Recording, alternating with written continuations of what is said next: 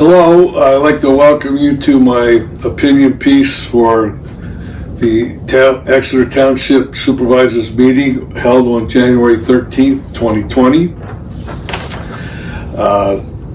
This meeting is recorded with my iPhone 11 Pro, and most of you might have read about this meeting in Wednesday, January 15th article written by Keith Smoker, which he talked about the meeting, about the things that went on. There's a few things that were not in the article that I'd like to talk about. I also want to point out that even with my attempts to get the supervisors to recognize that there's no amplification at the library where they were holding this meeting, they failed to get amplification. So what I've been able to do is I'm able to manipulate the video so that I can increase volume by 400%. And that's what I've done for this video. And even though I've done that, you will find that there are a few people who are talking who may have difficult hearing. But for the most part, the meeting is very easily adaptable. So I want to jump right into this. A couple things about the article. It looks like we have John Cusatus, who's still their spokesman. He talks about in the first article about Granger leaving and doesn't really want to discuss the circumstances. But Granger is officially off of our payroll on February 2nd. My concern is we still have John Cusatus out there as a spokesman for the township. And as you know, he's part of the old regime. We don't want to see the old regime coming back, but I have to tell you that essentially that it looks like there's still remnants of the old regime. It still has some control and influence. I'm hoping that the new supervisors eventually get their feet on solid ground and completely eliminate this really bad influence in our community. We know how damaging it has been and still continues to be somewhat influential. And going along with that, you will see in the article, if you read it, where the writer talks about the fact that the residents have complained intensely about mismanagement and community distrust over several issues. So this is part of what caused all that. Stupid decisions that have been made supposedly on our behalf, but there are other motivations behind it. So I will, let you read that. Some of it you'll see at the end. Mr. Spees, who's our new chairman, has talked about being more transparent. We still have a long way to go with that. And the meeting was one of the better meetings we've had in more than a year. Mr. Spees is a good man. He's allowed the public to participate more in questions and comments. And also, very importantly, I think a major change that he's allowed is that when an agenda item comes up and the board is discussing it, we're able to participate from the gallery. Okay, this is a significant change. I can't tell you how important that is, and I think that Mr. Spees and the rest of the three other new supervisors are responsible for that. It's not something that Cusatus had. He had this big rule, these rules on the side of the wall that said you can't do this, you can't do that, wait for 3 minutes, or don't make the chief get out of his seat and remove you from the meeting, which happened to me twice. So let's go on about this. Transparency. Let's hope it will improve. Then I want to talk about some things. We got rid of the head of the snake, I said in the last video. And the snake, we cut off the head of the snake, which was John Granger. But someone told me, and I wish it was my idea, but it wasn't. Someone else came up with it. He said, Dave, it's a two-headed snake. you only cut off one of the heads. And I agree with that. We still have another head we need to cut off, and that's why we still have the influence of the old regime. Don't be mistaken by the words of things are going to get better. Well, we want to see them get better, and fairly quickly. I think we've suffered enough. So what they've done is they've gone through the township offices. They did it to the sewer plant. They fired everyone who knew anything about what was going on, standard operating procedure. So it's easier for them to do what they want to do. And because of that, we have this budget issue. And it's not in the newspaper. He didn't mention anything about that. So I want to talk about the budget issue. And you'll see Jennifer Savage, who's our finance director, call me out, claiming that I was laughing at her and it's unprofessional. Well, Jennifer, don't get all up about yourself, because I wasn't laughing at you.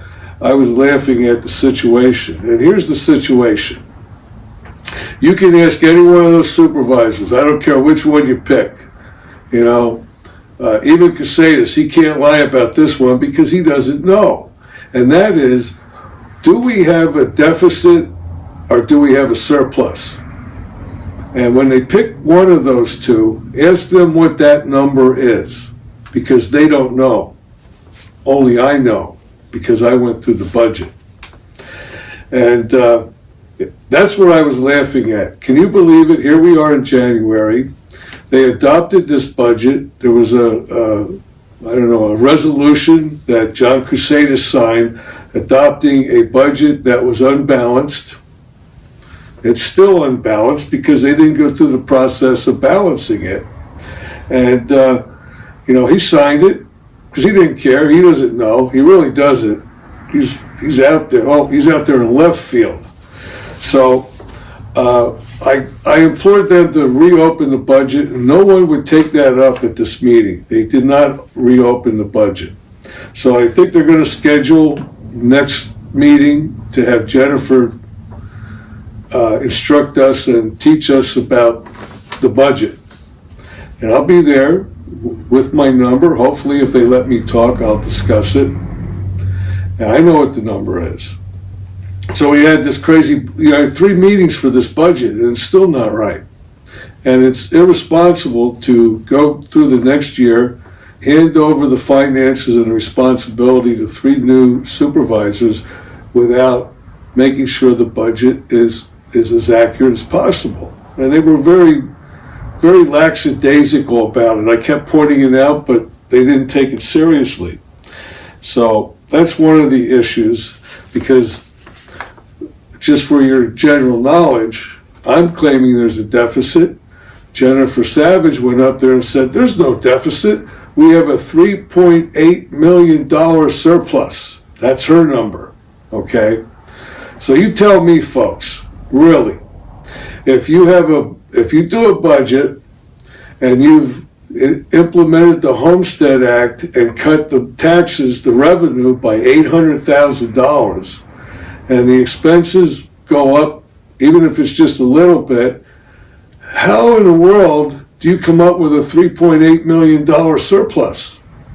In my world, in my reality, that's frankly quite impossible.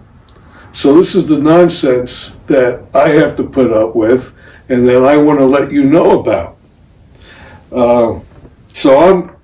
I can't wait till the meeting coming up in 2 weeks or a week and a half or so that I can hear how we came up with this $3.8 million surplus in our budget. It's pretty amazing. So the other issue that Mrs. Savage brought up is about the audit. And as you watch the meeting, you'll see that Michelle Kircher brings up the fact that we need a forensic audit. I think the other new supervisors are, I don't know if they're on the seat or on the fence or if they're already joining with this forensic audit idea. I think it's a good one. I think we need it after the regime that's been in charge for over 4 years. But Mrs. Savage says, we don't need a forensic audit. We have an audit performed at the end of every year, and we have for about 15 years. Now let me correct you, Mrs. Savage. We've had audits for much, much longer than 15 years, number one. Number two, an annual audit performed at this township is primarily focused on evaluating the financial transactions, the financial reports that are created by management, and their duty is to express an opinion on those financial statements. You could go to the website and read their audit report. In the very first couple pages, they will tell you, we're expressing an opinion on this financial information that was provided by management, okay? And they basically are evaluating, do they follow generally accepted accounting principles, or generally accepted government principles, or something like that. That's all they do. That's all they do. A forensic audit is much more specific, and there's different types of forensic audits. It depends on where you want them to laser focus. You know, is it management issues? Is it financial issues? Is there a problem with recording the revenue? Are the expenses accurate in certain areas? A forensic audit will make sure that all the money that came in was handled properly and all the money that went out was handled properly.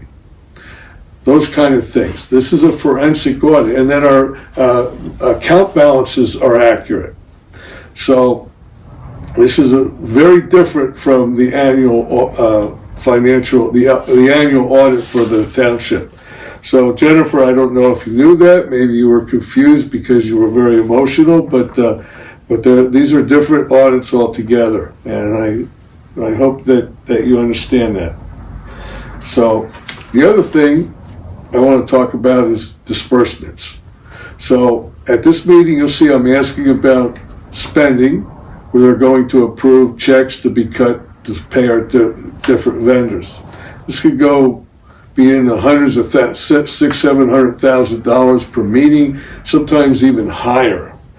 And so meeting was on the 13th. I had questions about the disbursements. They didn't have answers, and I think we need to be more transparent about our spending. There should be something written up about what these expenses are for, so that the public can read it and see it. So it doesn't take that much time. I could go through the disbursement report in 5 minutes, and just like that, I know what I have questions about.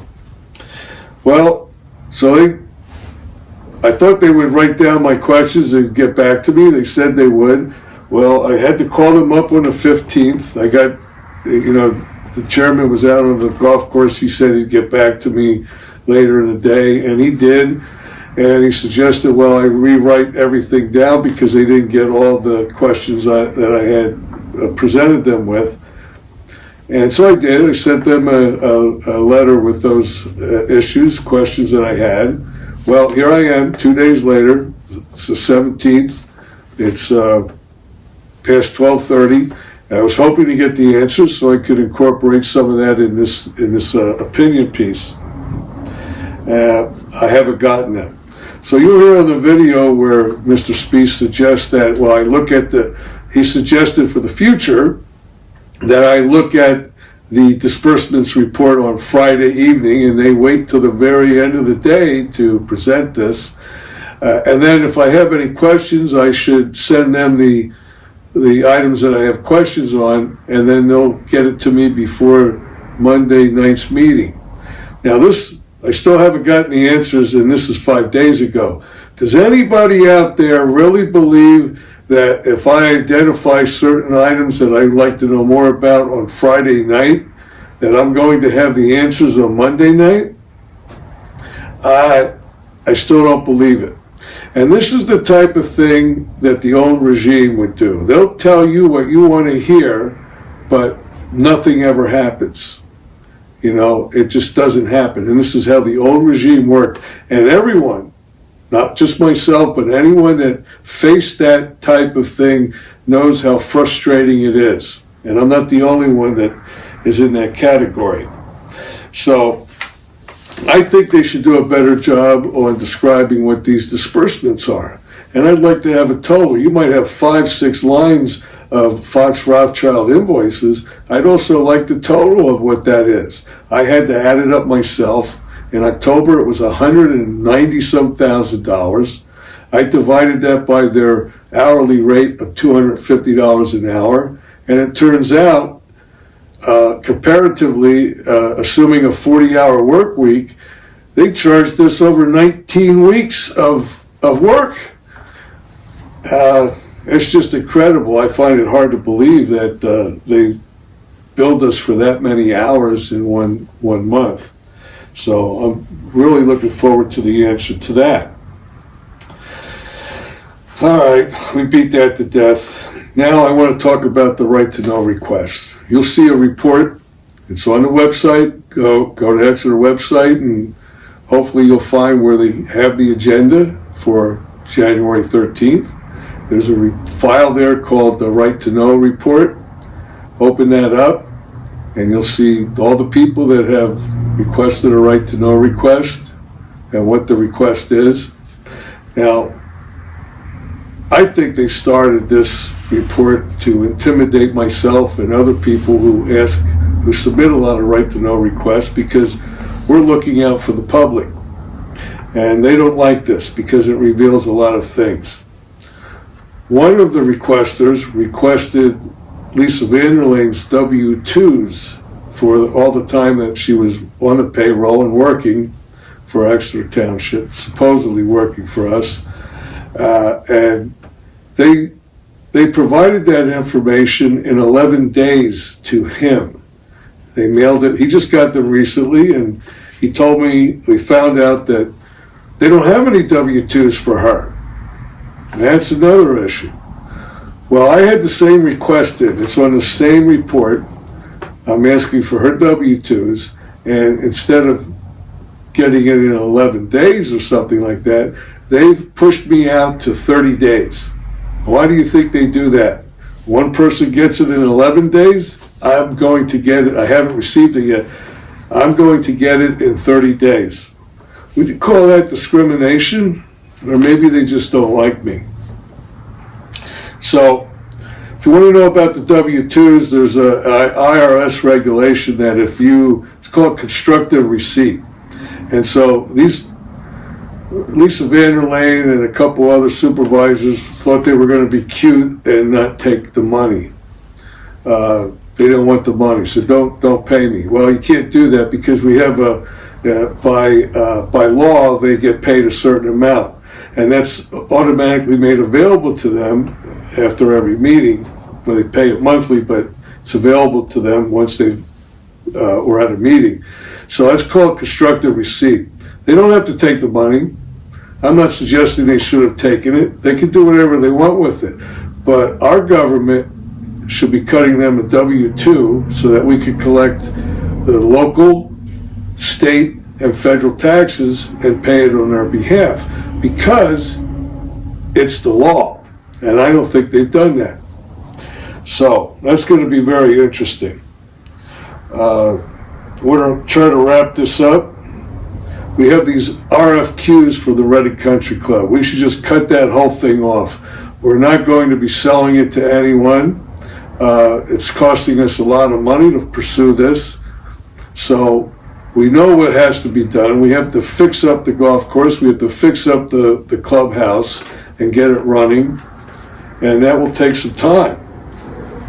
What we do need to do, we've been promising the public for over a year that we're going to hold this public meeting to talk about the Reading Country Club, tell you what's happening, has been happening, and get your input.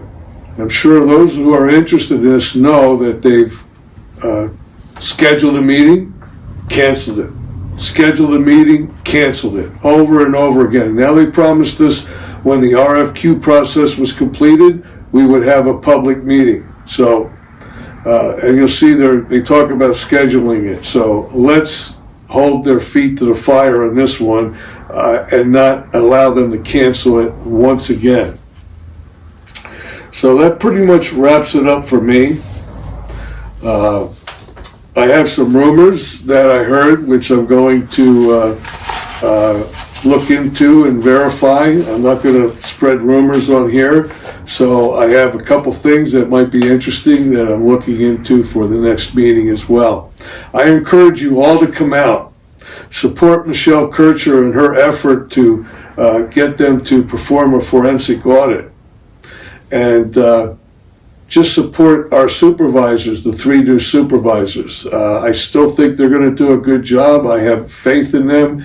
And if I do lose faith in them, you will be the first one to know. So enjoy the video, and thank you for listening to my opinion piece. I do appreciate it. Start with a public comment. Mr. Howe.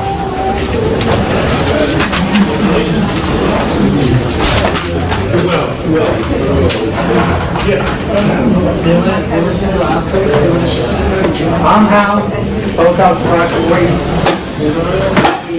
635. I gave a packet of information to Greg Garcia, Michelle Kircher, and Joe Scott. You take a look at it now, if you care to. I'm not going to go over all the information. The public should know that the information is in relationship to the lawsuit between JMH and Exeter Township. And the reason I only gave it to those people is they are the new people. The election was November the 5th. By November the 6th, the old board knew exactly who the supervisors elect were.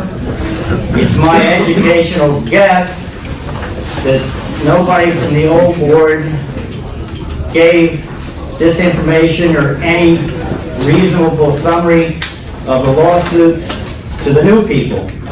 So they were in the dark, and I don't believe they should have been. I think it's not in what Americans do to other Americans.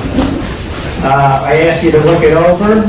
I ask you to consider posting some of that or all of that so that the public can see the timeline as to exactly when the summary judgment was discussed with the judge and between the two parties. And also, nobody questioned the December 23rd meeting where the agenda didn't have anything on it regarding the settlement. So it was a secret from all of the people who would have come, or some of them would have come, but didn't come because it wasn't posted on the agenda. It was part of the solicitor's report, and it was a surprise to basically everybody. I think that's all I have. Michelle can get a hold of me if you have any questions about the material. You can relay it to her and she can get a hold of me. I'm more than happy to go over any of this stuff. I'm not an attorney, but if you read it, you can get an idea of the history of what transpired. And the amended agreement between JMH and Exeter Township, I don't think it's posted on the website. I believe it should. Thank you. Thank you, Mr. Howe. Kenny? Kenny. Okay. Yes. I'm here to request a variance to construct an enclosed porch for my family. The amount of space I'm looking for is about 49 square feet that falls within the setback lines of the rear yard. And the other 49 square feet isn't very much, it amounts to about a sheet and a half of plywood. That's all I'm looking for. Thank you. It is on the agenda. Thank you. Yes, it's not on the... Mr. Kay, can you just confirm your address for the record? 117, Thank you. That was a rear yard setback, yeah. Yeah, it runs at a pretty good angle there, so. Yeah, that's well. It's a 1-1. Yeah, thank you. Mr. Hughes?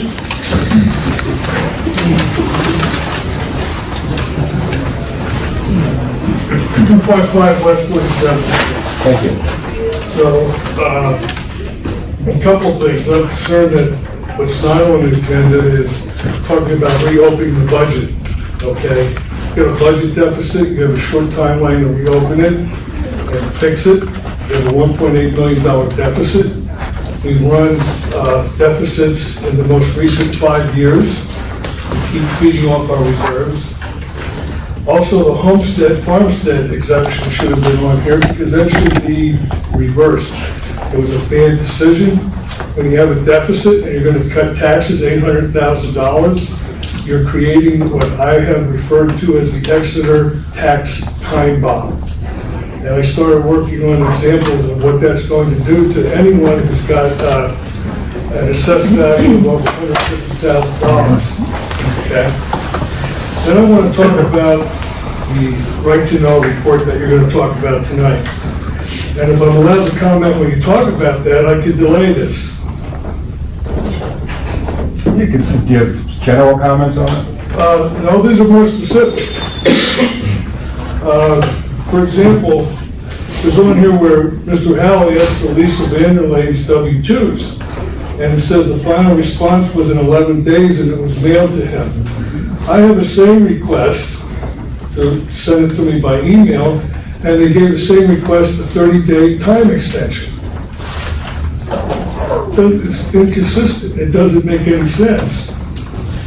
And then I requested some items where it says you fulfilled the response time in 1 day. That's very easy to do. You just reject my request. All right? We can look into that, but typically it's first in, first out. So, I mean, if 10 come in that day, they're not going to always get equal, I would guess. They're not. Well, there was a response made, though. It was that Okay. you got to wait 30 days. So when somebody else got the same information, supposedly in 11 days. I have some questions about, and I don't expect a quick answer, but I have some questions about some of our fees that were charged on the disbursements you're going to approve tonight. One of them is for Fox Rothschild, the firm that keeps on taking. And we have the bills for October, $192,644. If you divide that by their hourly rate that I'm familiar with, $250 an hour, that's 790 hours in October. Divide that by 40, that's 19.8 weeks. Now, I'm guessing what they did was they probably loaded that invoice in with previous amounts from previous months, but we don't know that. We don't see that. We should be getting billed monthly by these guys at least, so it fits in with our finances and our ability to analyze these things. 19 weeks of 790 billable hours. And let me tell you folks, lawyers, they don't care if you win or lose.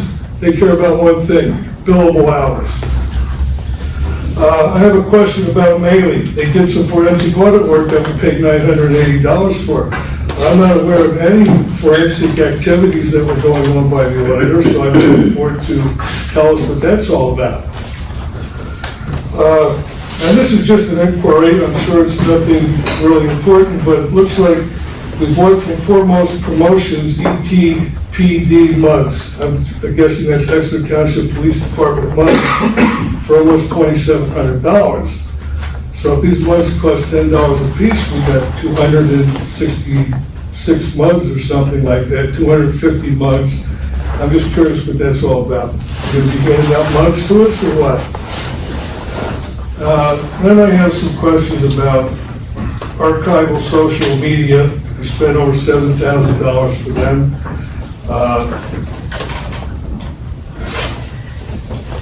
Somebody's taking notes because I don't expect you to give me the answers now. I thought we outsourced our plowing. Looks like we have a $46,500 expense for Mac Dump Body, a truck, I guess. Mac Snow Plow, $23,000. And here's one of my favorite vendors, Environmental Engineering, EEMA. We're cutting a check for almost $14,000 for them. but they were done when we sold the water treatment plant. Not too many, I got one or two left, that's about it. Do we have a payphone? We're making a payment to Master Payphone Operations, small amount, $165. I'm just curious if we got a payphone now. We've always had a big one. They are like in museums today. So why are we wasting taxpayer money on a payphone? I guess that's really my question. And then we have two payments from McGovern Environmental for supplies, $3,500 and $3,800. These are the things I've looked at. We're still keeping smoke collars around. I guess we love to waste money. And I think this is the last one I have. Okay, and the very last thing, I'd like you guys to bear with me and talk about this not here tonight. Just want to make you aware of it. As you know, I received a letter on December 20th. It accused me of committing crimes. It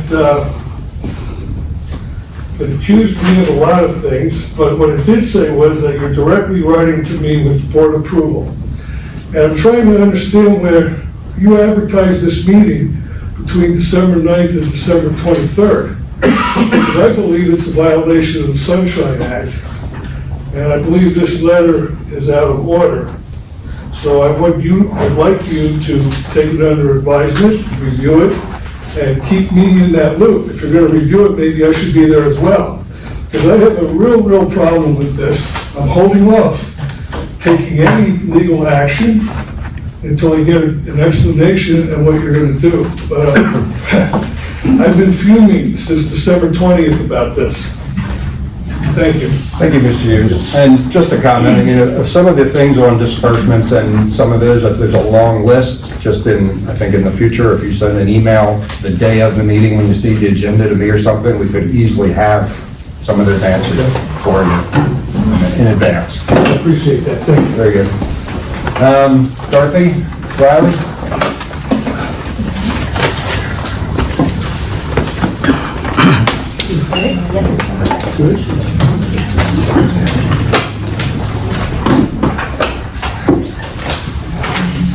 I'm Dorothy Reilly, 13 Craig Drive, Reading, PA.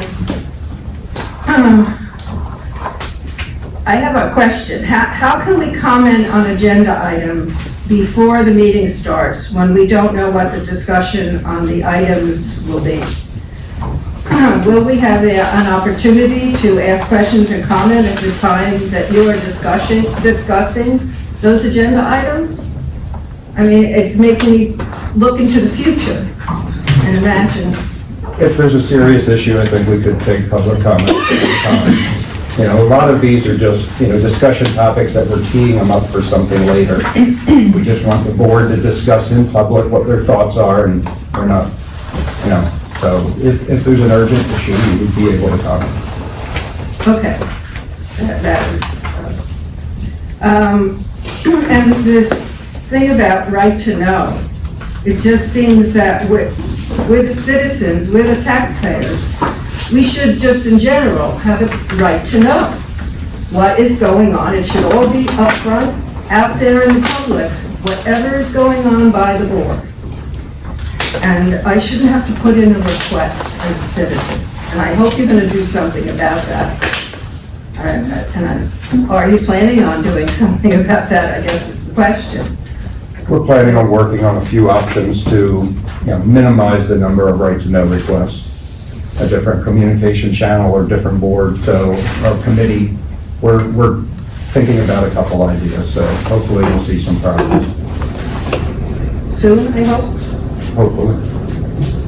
A lot of townships, I think we've looked into this, a lot of townships have dedicated people that do nothing but handle this type of information. We do not have that right now. We hope to minimize that if we could just answer questions, but we have to have the right communication channels. I don't know if any other board members want to make a comment. I'll comment because up until a week ago, I was at the podium like you are, And I think there are a lot of things that can be done to answer people's questions so they don't have to send in a right to know request. But that's going to take a little bit of time because in order for it to be effective, you need to develop a sound process. You can't just flip a switch and all of a sudden everything gets solved. But I think if we put a good process in place for answering questions, we can eliminate a lot of the right to know requests. There are always going to be some. Like if you want a copy, I think one of the ones I saw was a copy of the police contract. That's going to have to be a right to know request, but it's something that's easy to be filled.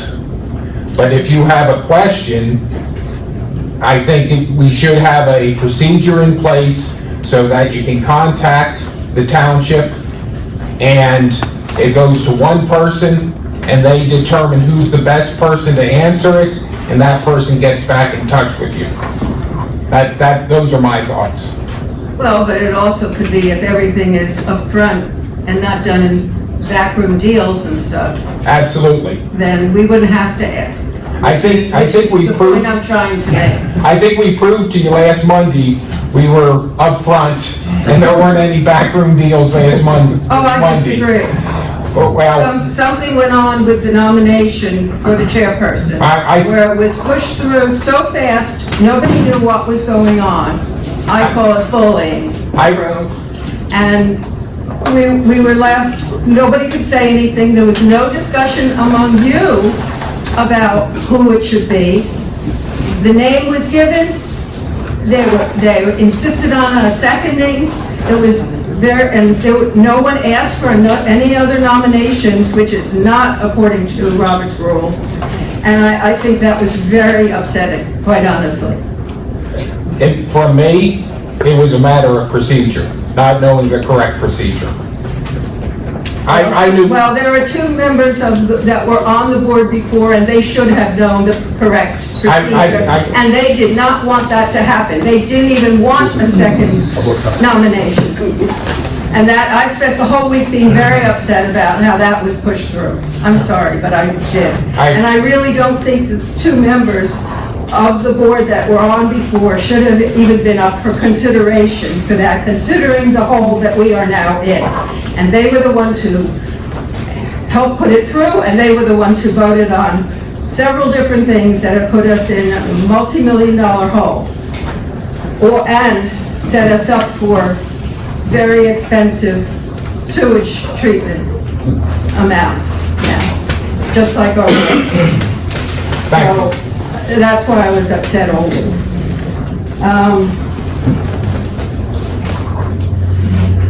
What was and you have it on your schedule, something about the the agenda, the recycling? There's something about a grant, so I felt like I could bring this up, but I was wondering how we are now having them pick up our recycling twice a week? I mean, once a week instead of every 2 weeks? correct. That was discussed last year. What was it based on? I never saw a survey or anything, what the residents would prefer. I mean, there was very few out this week in my area. It's the same day, just once a week. If you were every other Thursday, now you do it every Thursday. No, I understand that, but we had nothing to put out, and a whole ton of other people had nothing to put out. And what is this costing us now? There were previously there were a lot of complaints from residents. We decided to try it once a week. A lot of other townships do it once a week, and that was a decision we discussed several times last year and finally decided to try it for 2020. It's only a commitment for 1 year. I'd like to know the difference in the cost, because I recycle like crazy, and I still had nothing to put out this week. I had a bunch last week, and nothing this week. And I don't know what the difference in cost was. I mean, it wasn't presented when we presented it, the last board, to tell us what the difference in cost was. It was just, here it is, and this is what we're doing now. Why are you saying, Mr. Kusetis, that there's no cost involved at all? No, it's- I can't believe they're not doing it out of the. No, it is no cost. There's no increase to the residents. Comes out of the general fund, that's our money. Third cost. Yeah, where, no increase, Your recycling bill did not go And up. Clarence, maybe you remember, we probably discussed this at 4 or 5 different meetings throughout the year last year. We got bids, we decided to try it for 1 week. I mean, we had a lot of complaints of people saying that every other week wasn't enough. It was an agreed to try it for a year. I think the closing of Trout Run plays into it. One of the main problems has been, for the last couple of years, we get a lot of people that want to take their recycling down to Trout Run. And the dumpsters, we have 2 30-yard roll-offs down there. They fill up, and they just kept dumping it all over the place. We take dump truck after dump truck down to the landfill. It just got out of hand. That was one of the reasons this came up. This is why the subject of doing it every week. Because people said they had too much stuff, and take it down to Trout Run. one time I had too much stuff is if we had a really good party. That was years and years ago. But yeah, we're never gonna get everyone to agree on it. We've had it, I think, every 2 weeks for a long, long time, and we just decided to try it for a year. But that was a public discussion quite a few times last year. But I guess what I'm saying is, they're being paid to come twice, every week instead of every 2 weeks out of something, right? Correct. So that needs to be looked at, whether it's valid, whether you really did have a whole lot of people who wanted to do it. My trash bills are misleading. You have on there to look at, to open for general manager. Township manager. The township manager, I'm sorry. And are you gonna offer the same kind of salary that Granger was getting? And more importantly, why was he getting bonuses? And does other people in this town get bonuses? Isn't that kind of like private businesses get bonuses? Should we be giving any bonuses? Legally, we can, is that your You question? can, I mean, that was part of Mr. Granger's employment agreement, so. Was he the only one getting bonuses? No. I think that's a fair question. That's very fair. I don't know. I don't have the information. Savage. Yeah. I mean, the rest of us have lived on salaries, you know, so maybe, Last year, any bonuses that were given were based on a budget. So there was a budget set across the township, and if a bonus was given, it was in lieu of a salary increase. So in the end, that saves the township money. so he didn't get any salary I'm not increases? talking about Mr. Granger. His is separate, was part of an employment agreement. It's not what you commonly refer to as a flat-out bonus. Part of his bonus was tied to an employment agreement, which was part of performance management. So part of his salary was at risk if he didn't perform. Well, he certainly didn't perform, and you still gave him a bonus, even as he left, right? Leave the comments. And why was the same law firm reassigned, or is that temporary? Considering the advice they gave you for several different things seems like not very good advice. So I didn't understand why they were named again, quite honestly. You have to have someone in place to protect the township. I mean, several of the positions were appointed and they're being put out for bid. That is being put out? Correct. That was in the, I discussed at the meeting last week. RFP. Yeah. Putting out the request for proposals from multiple firms. Okay. Is it just based on the amount of money they? Okay, well, anytime you make a selection, it's going to be based on capability and money. You gotta make a choice. Okay.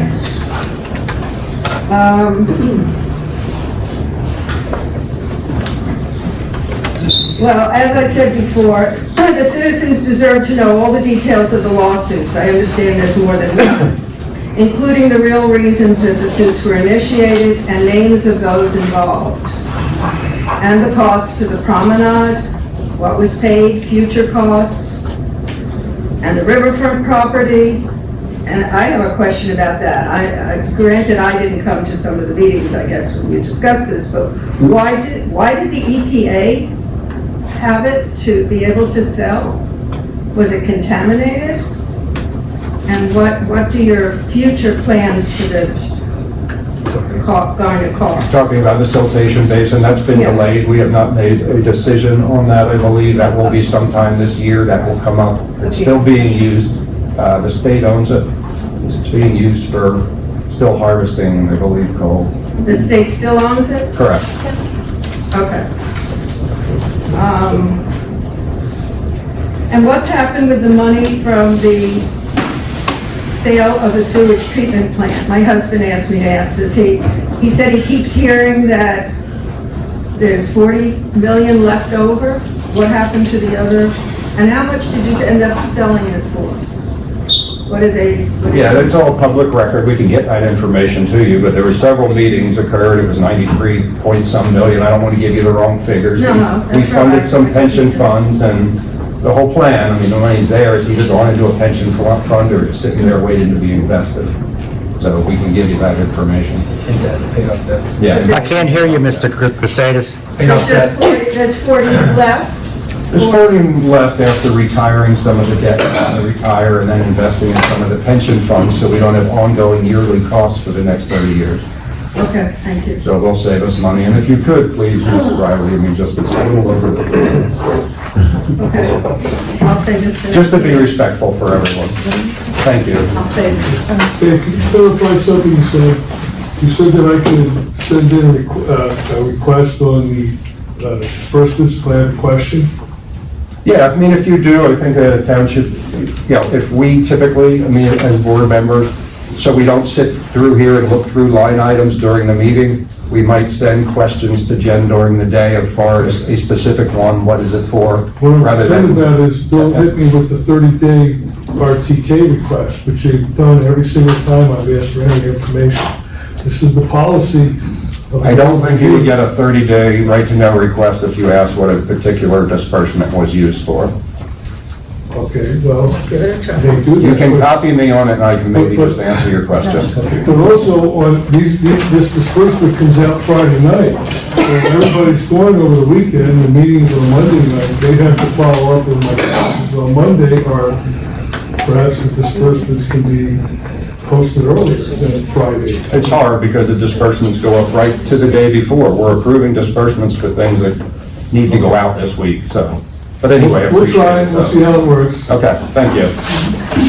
I would like. So I apologize to everyone. So we would like in the future, I mean, just try to be respectful of everyone's time here and try to stay to the 3 or 4 minutes. We're giving a little leeway, but Michelle? Yes, I'd like to thank Dorothy for bringing a lot of valid issues out. And I think the whole public has a right to know about everything that she asked. And I think it needs to be put on the website. I think that we need to get the work done. We need an answer to where'd all the money go from the sewer plant. We need to know everything she asked about. It should be public. We need to be transparent. I don't want to hide anything. I want the people to know where their money went. So I think that we really need to start working on this. Thank you. I agree, the sewer plant's a good comment. I mean, we know where, at least Jen knew where it all went, I think. You know, There we is a will- presentation on the website. Yes, I know there is, but I think Lori's going to help us to make sure it's easy to find and very visible, so we'll work on that. Thank you. Going to move on, regular approvals, disbursements. First off, there were 2 transactions last week, so we need to ratify those 2, the ones we discussed at the meeting of January 6, 2020. So I believe I need a motion to ratify those 2 payments. One was for the dump truck and one was the bond payment. Make the motion. I'll second. Could you speak up so that we can get it on the recording, please? So Joe made the motion, John seconded it. Any further discussion? All those in favor? Aye. All those against? Ayes have it. Regular disbursements, for January 13th, 2020. Need a motion to approve the disbursements. Move we approve the disbursements as submitted. I'll second. Subject to what? Important. Any further discussion? Yep. I actually had some, ironically, David, it's some of the same ones I was questioning. And Jen, and just so you know, what I'm going to be doing is, when I get the check request, I'm going to review them and try to bring some clarification as well, and also talk about the coding so we have a better understanding. There was three, just a question. One, the archive social for the media, it was code 10410. Also to some clarification is what the legal services would be under 2461. There was quite an amount, just break them down so we know exactly what it was spent for. You can tell a few of them, but it's hard to tell. And then just maybe a brief explanation on the general obligation bond payment and what they're for and how often they're paid. So, is Jen here? Yeah, she is. Oh, she's short. I can answer on Archive Social. Okay. Yeah, why don't you fill that? Archive Social is the software that we use to archive all of our social media, exactly what it sounds like. I actually made a presentation on it in my budget presentation at the end of last year, so the public, I did make a public presentation to everybody for that. So what it does, it protects us if anything were to, any lawsuits were to come, all of our social media is archived, so we never lose it if someone posts on our page, deletes a comment. Luckily, nothing has ever really happened with us, but there have been a lot of really high-dollar lawsuits in other municipalities with issues with social media just because it's becoming so commonplace. General obligation bonds, those are semi-annual payments. Right now, that is the interest-only payment. In July, we made principal and interest payments. Those are debt service fund payments, so they are associated with the purchase of the country club.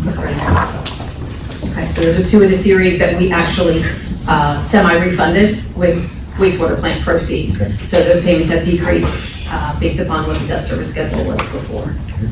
You said you had legal fee questions? Just if you could kind of break down, because there was multiple, I don't know if you could, because people don't know the codes. So we break it down between the general fund, sewer funds, Reading Country Club, between the different funds that we have. Within the general fund, there's many different matters. You and I discussed earlier that there's a variety of different matters. So I don't know if the board wants us to break it down by matter to give a little more detail, or if people just, if they have questions, want to come to us and we could give you the summary page from the legal bill. Because there's probably 50 different matters on each bill. So there's not a lot of extra work behind it. You have, obviously, there's extra information behind each one of those. There is extra information. There's a summary page that comes with the legal bill, and then of course there's detailed pages behind that. But right now we just summarize it basically between general funds, sewer funds in the past, and Reading Country Club, and if the golf course would be any, they're separate funds, they're separate silos of money. I think just from someone looking at the disbursements from any type of fee, especially the legal fees with the amounts, to know that, again, you can see JMH is the Reading Country Club, or wastewater treatment plant, but I think if we could have a little bit better of an understanding, so in the community and for us as well, just, and I'm not sure how the program is set up. The only issue I would say by breaking it down by matter is sometimes there's personnel matters in there, and the person's name might be on that summary sheet, of which we may or may not be able to disclose at that point. And totally understand that. So either a resident's name or an employee's name, so I'm not sure at that point we want to get to that level of detail. Some we might consider for large ticket items. Yeah. They come through as a line item and it might be $120,000. It's sort of that we can think about how to do that. We can talk about that next bill. Okay, thank you. Jen, I have a question. At the January 6th meeting, I had asked, I had made a statement that we were still missing October, November, December with JMH legal fees, and you had said that we had gotten invoices for October and November.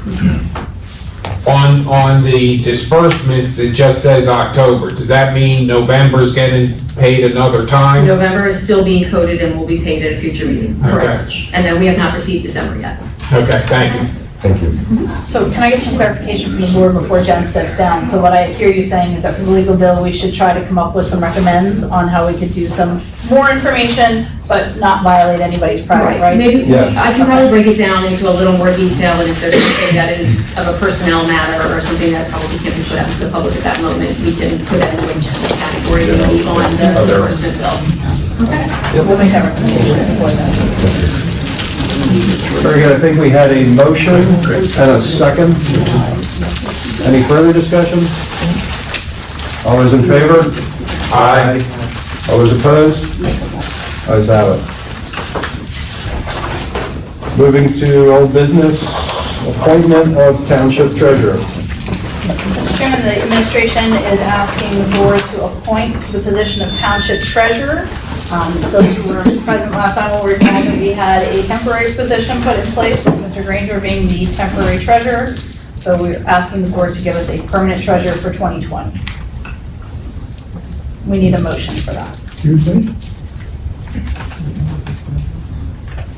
I'd like to make a motion to appoint Jen Savage as the township treasurer.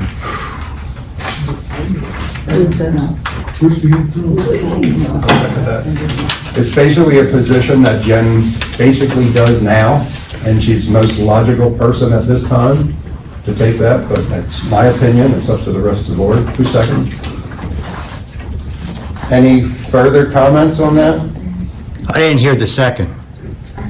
I second it. Any further discussion? All those in favor? Aye. Aye. All those opposed? I'm opposed. Setting bond limits for the township treasurer.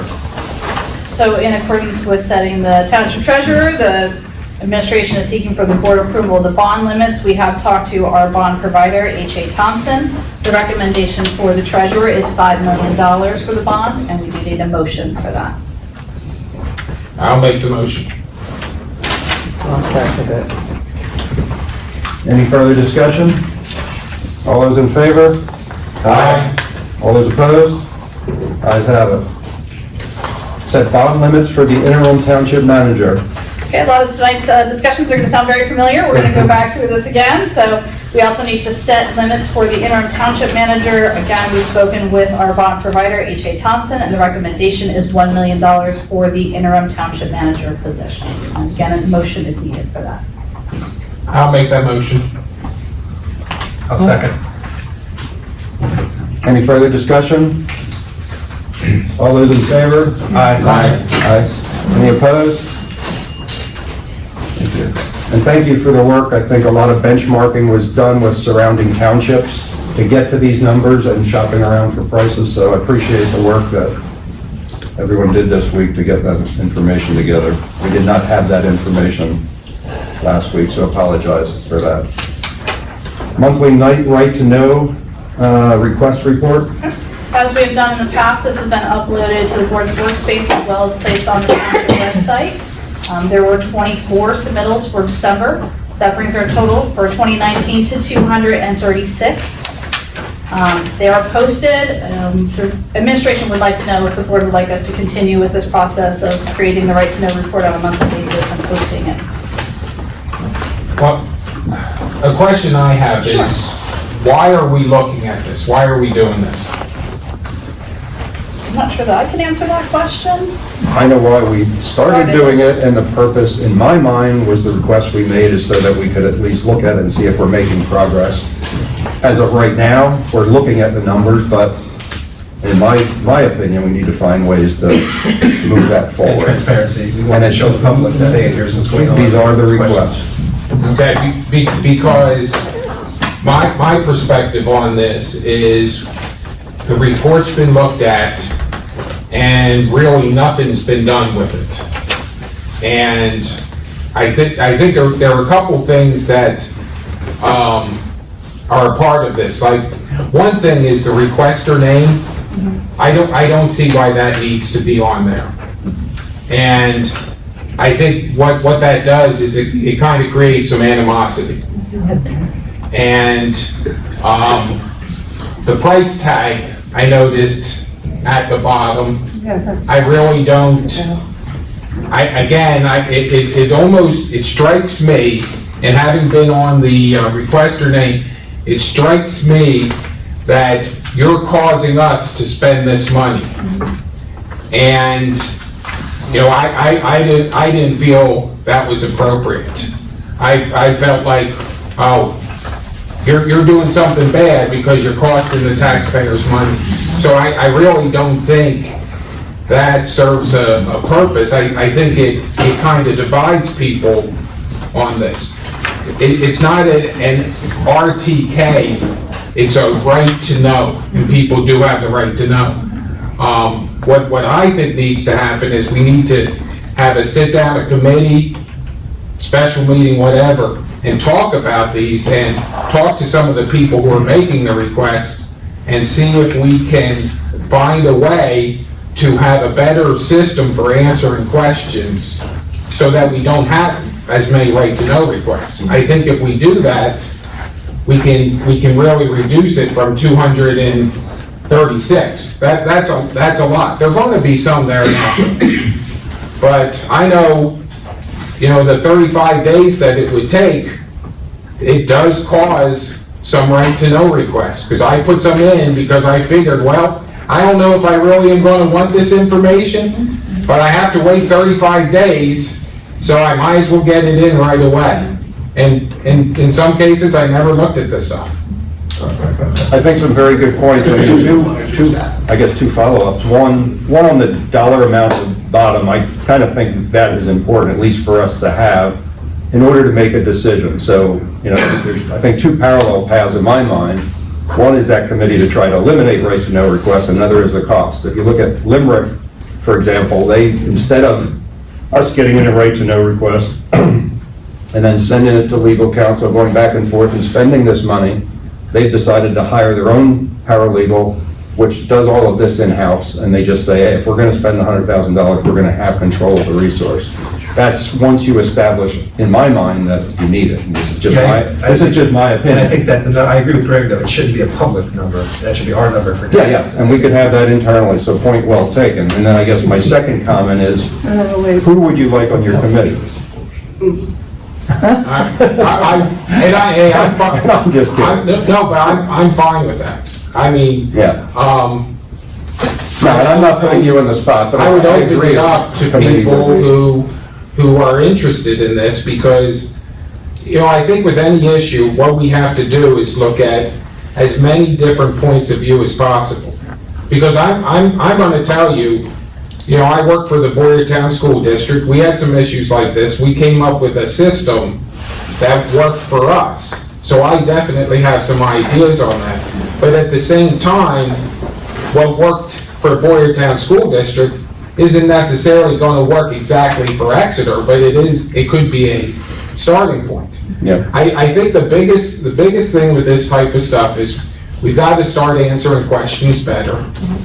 And this is important because we need to regain the trust of the community. So to me, this is a priority item. Yeah. So I'm more than willing to take charge of it. I'll talk with people if you want. But I agree. this is something that if we're really going to move forward, we have some big decisions coming up in the township in the future. We need the community to trust us. And we need to start being more proactive in getting them to trust us. And I'm happy to be involved as well, so. Ms. Howe, you have a comment? Yes, I do. Is the rest of the board okay? It's about what the supervisor said. Tom Howe, Post Office Box 4635. I've been here 20 years, and I was used to the old website.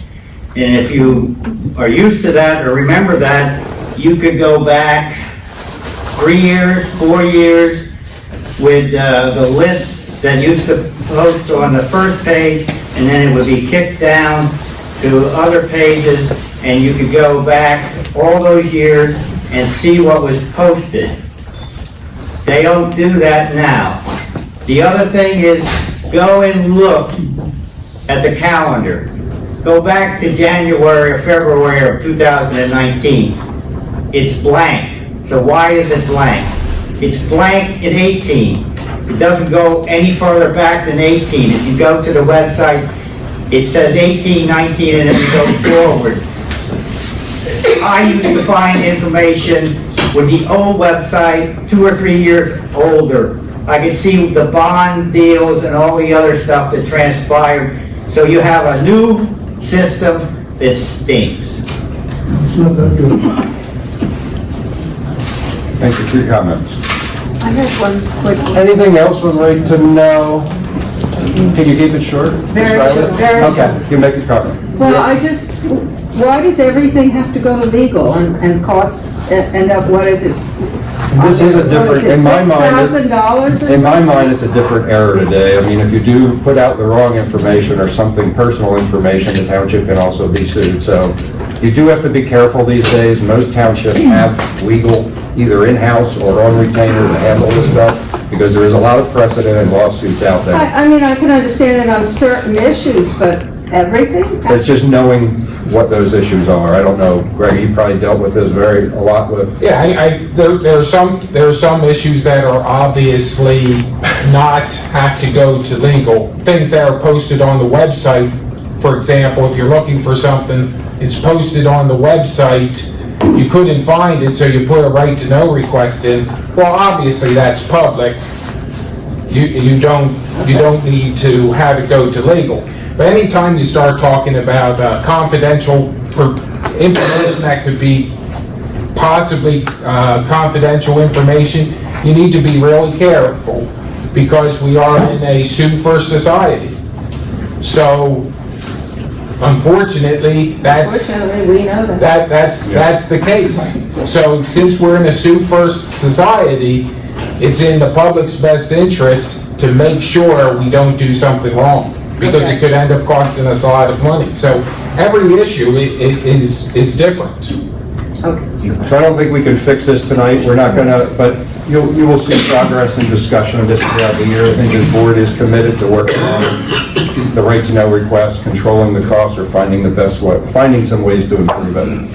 So, Mr. Chairman, can I ask for clarification then for next month's report? Do I hear that we should take the names off, leave the topics on, and then the information about the expenses just for the board, not for public posting? Yeah, I think it's good to see the volume, because someone that puts in a right to know request and they see there were 50 this month, they understand why they didn't get it in one day. So topic is what's more important to this board. I think so, but we need to keep a track of the other information. Will do. Thank Is you. everyone good with that? I think it makes sense. As Greg said, having the name of the individual that submitted is irrelevant to the conversation. Sounds good. Okay, very good. Thank you. Authorization to re-advertise the 2020 Board of Auditors reorganization meeting for January 16, 2020 at 7 p.m. Mr. Chairman, due to some feedback that we received from residents, we discovered that the Board of Auditors reorganization meeting did not occur on its anticipated scheduled date. Thanks to some help from some board members, we were able to get it rescheduled for January 16th. We are looking to re-advertise that so that we can get that ad out as soon as possible and make sure that everybody has that information for this meeting. So again, we're looking for a motion to re-advertise the meeting. I'll make that motion. I'll second. Any further discussion? All those in favor? Who motion? Because I don't think we got that. Michelle I motioned it. and Joe seconded. All those in favor? Aye. All those opposed? Ayes have it. Is there an announcement? No, the gentleman was supposed to come here. Somebody won the Board of Auditors. Is that you? Okay. Just Tosh. Nice to meet you, Mr. Hodgson. Do you want to introduce yourself to the board? Come up to the podium. So you won the election as a Libertarian? Yes.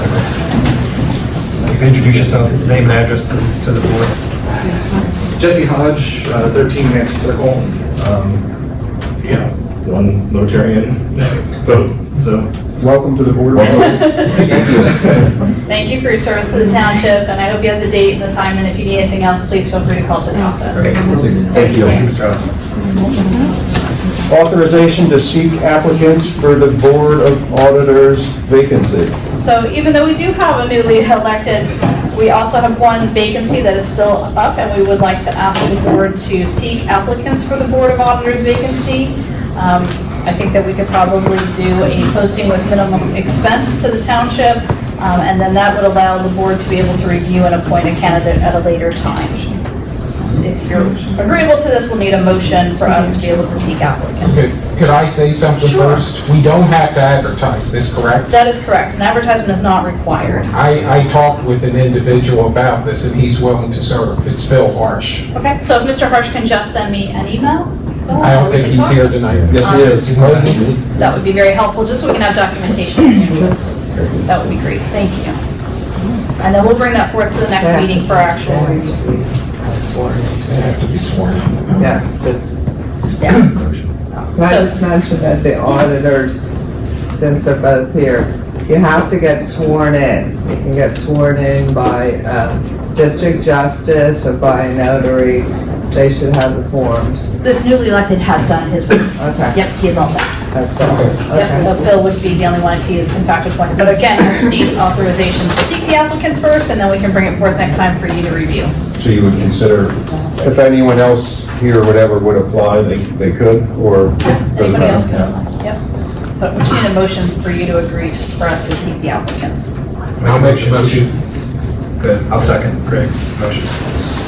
Any further discussion? All those in favor? Aye. All those opposed? Ayes have it. Discussion on proposal for architectural services. So, Mr. Chairman, the administration is seeking input and direction from the board on what we should do with the proposals that we received for architectural services for the Promenade Shopping Center.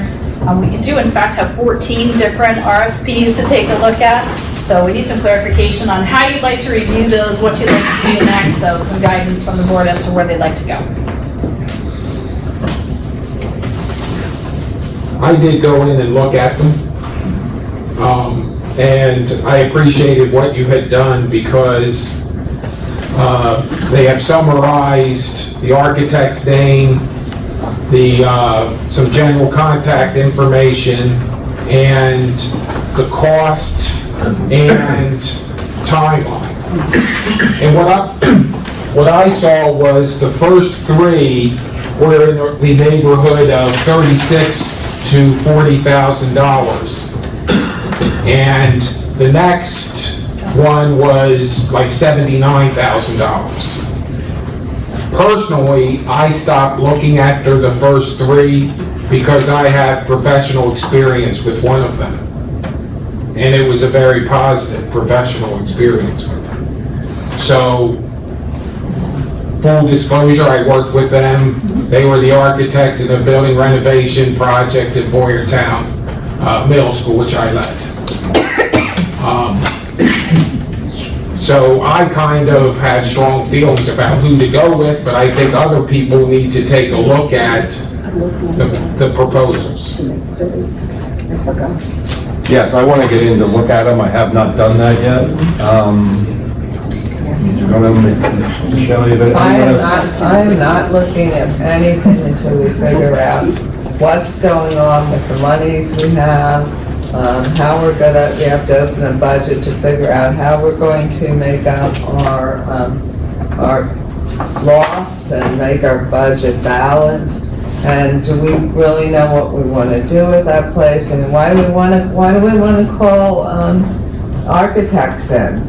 We don't even know how much money we truly have. We need to figure out what's in the pot, what we have to use. We have to save some of this money from the sewer plant. A lot of it was just blown. It makes no sense to go ahead with any project until we have audits done, so we can count our money and then decide to do that. Everything should put in hold until we have this all figured out. I agree, I don't think we're ready to look at the architectural services. I think we as a board need to figure out what our plan and vision is and probably. Is there anything timed constraints. And I agree, I have notes for later, and one of the things that I'm going to talk about is the projects. So maybe I can kind of get that out of the way right here. I just think it's very, very important, regardless of what project that we have, that we have a total picture of what we plan on doing. And that includes all types of cost contingencies, what have you, where the money's at, where it's going to be. I know that Jen's finalizing November, we're going to have all of the fund balances, and there are things of that nature that we need to have for everyone, whether it's the people on the board, the people in the community, to see exactly where the fund balances are, where do we have in this particular fund.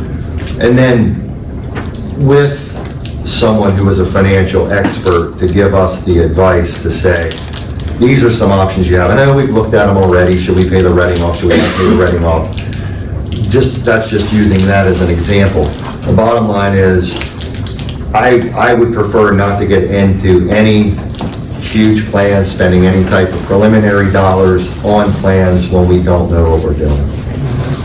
If this isn't on hold, this is just my thought process. We do have someone on retainer that we pay, his name's escaping me right now.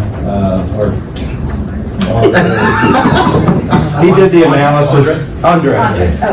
I don't know if he's the right person, if he'd come in and give us maybe He's the financial guy. a presentation to the board of, where, unless Jen wants to do it herself, or with or without Andre, a presentation to the board as far as where the funds are, what it looks like, his recommendations, have a general discussion around that topic. In the meantime, yes, we could look at these for the future, but it sounds like it's not urgent. We'd rather look at our balances, what I'm hearing from everyone. Yeah, well, I don't want to have anybody on retainer and keep paying them for. I'm not sure what that is right now. I think we pay him a nominal fee to do anything we need him to do regarding bond analysis. Only under contract for the wastewater treatment. Okay, so he's not now. It's been made, so, but he'd be more than amenable, sure, to speaking with us. He's very familiar with our Yes. information. We might kill two birds with that's just a suggestion. He knows what happened there. He had projected out a lot of these funds. Someone could easily come in and start from scratch. I think we could get him for a couple hours if the rest of the board thought that was good. We don't have to make the decision now, we can think about it. It sounds like everyone would like to have a discussion on the money. Absolutely. If Michelle or if anyone comes up with another option for someone to do that analysis, I think he could do it very quickly. But we don't have to just...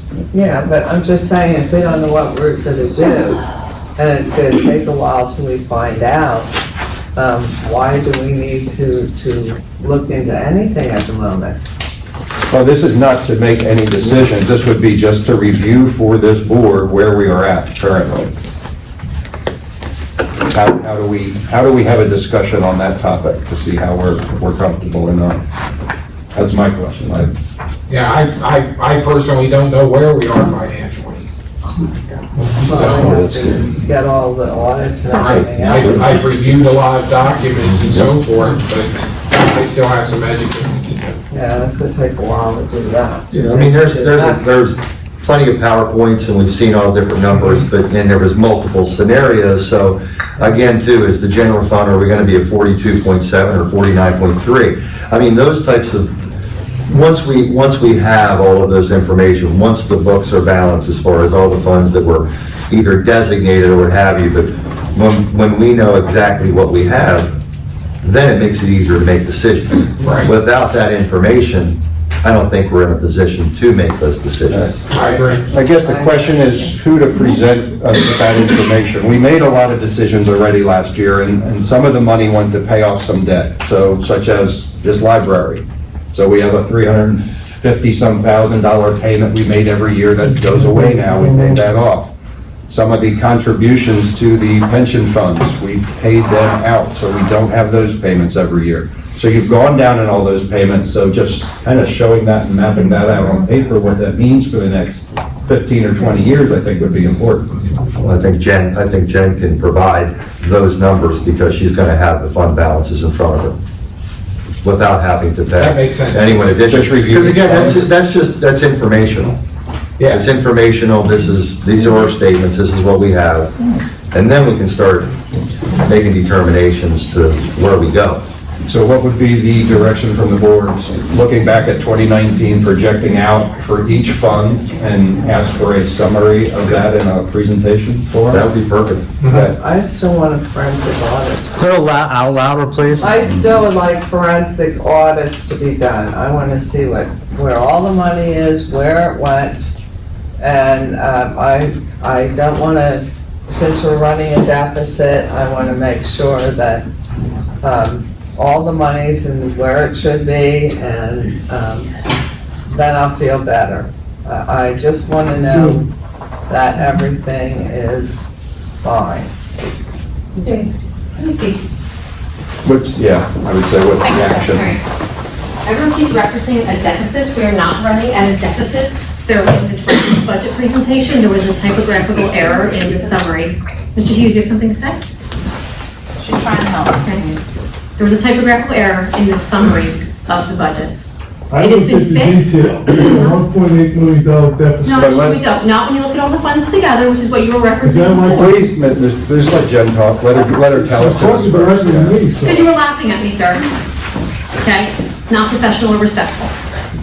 Okay, thank you. Sorry. So we are not running at a deficit. The summary page of the draft budget had a typographical error on it, which was fixed. The finalized budget shows a $3.8 million surplus when you add all the funds together.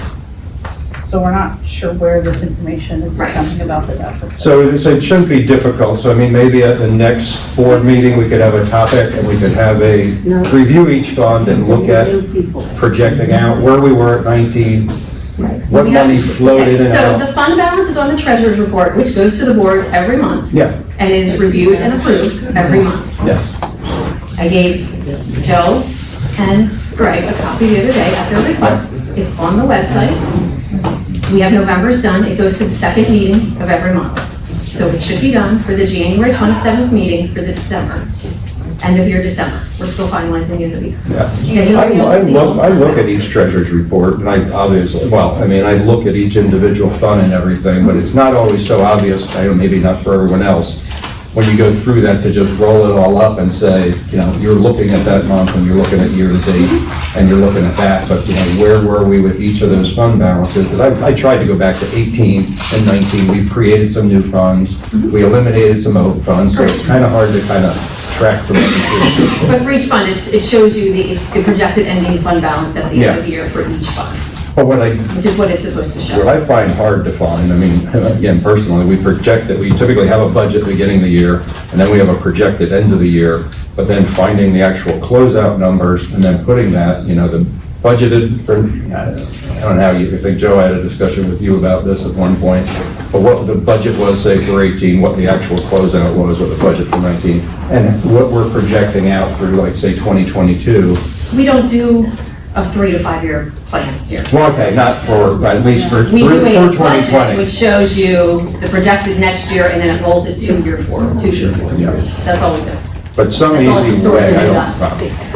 I don't know a better way to present that, but I find the information is probably in the treasurer's report, but it's hard to go back and look at a multi-year period to see what's happening to certain funds. I don't know if anyone finds. Well, again, too, I think if we just simplify it, again, I've been looking at these, especially the school district stuff, and it's a lot bigger, that when you get those, if we can just get a list of all the fund balances, and this is where it is, 1/1/2020. Yep. And from the debt service perspective, that these are our bond obligations and the payment. I think if we just have that general picture.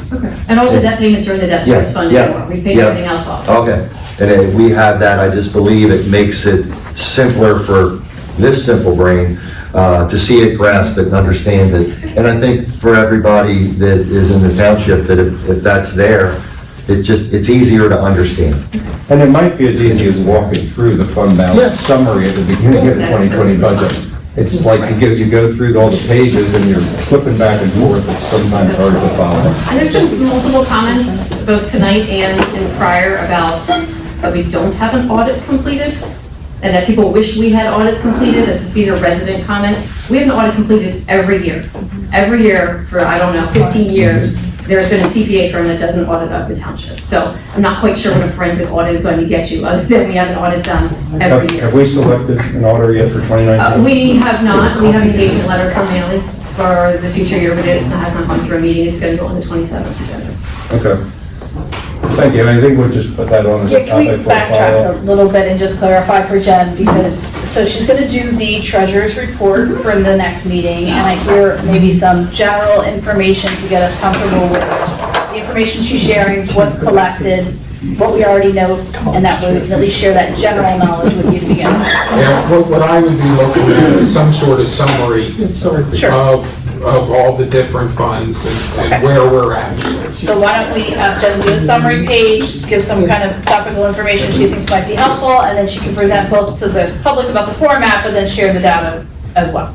Yeah, I think it's basically walking through that, the 2020, this fund summary bit. Okay. Thank you. Can I comment on this, please? Yeah, specific to the budget? To the budget. Are you gonna post the treasurer's report before the meeting? So that people can look at it and have questions before that meeting? Jen, is that something that you have the timeline to do? The treasurer's report, they're asking when it Usually comes out mid-month. It comes out for the second meeting of the month. Yeah. It is always ready So it'll be the on. Friday before the meeting. It's never posted on the meeting. I understand, Mr. Hall, I'm trying to just clarify for timeline if that's possible. We'll make sure it gets posted for... Before the meeting, Before the meeting. Friday. Okay, prior. And if you can't find it, please let me know. I will. Our board passed and adopted a budget which shows a $1.8 million deficit.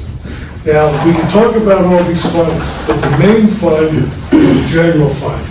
The tax monies, the fees, everything that we collect goes into this general fund, and then this money is dispersed to other funds. Now, some of the other funds do earn some revenue, but this is the basic major fund. And if you look at the current documents, the current budget, it is being enhanced by $600,000. It's detailed in there of interest from the monies from the wastewater treatment plant going into that fund. In addition, we're going to cannibalize 1.2 million of the proceeds from the wastewater treatment plant. Okay, this is the budget you have approved. And if you approve this with this error, then you need to reopen this budget. You need to review all the funds, go over all the information, redo it, and then reapprove it.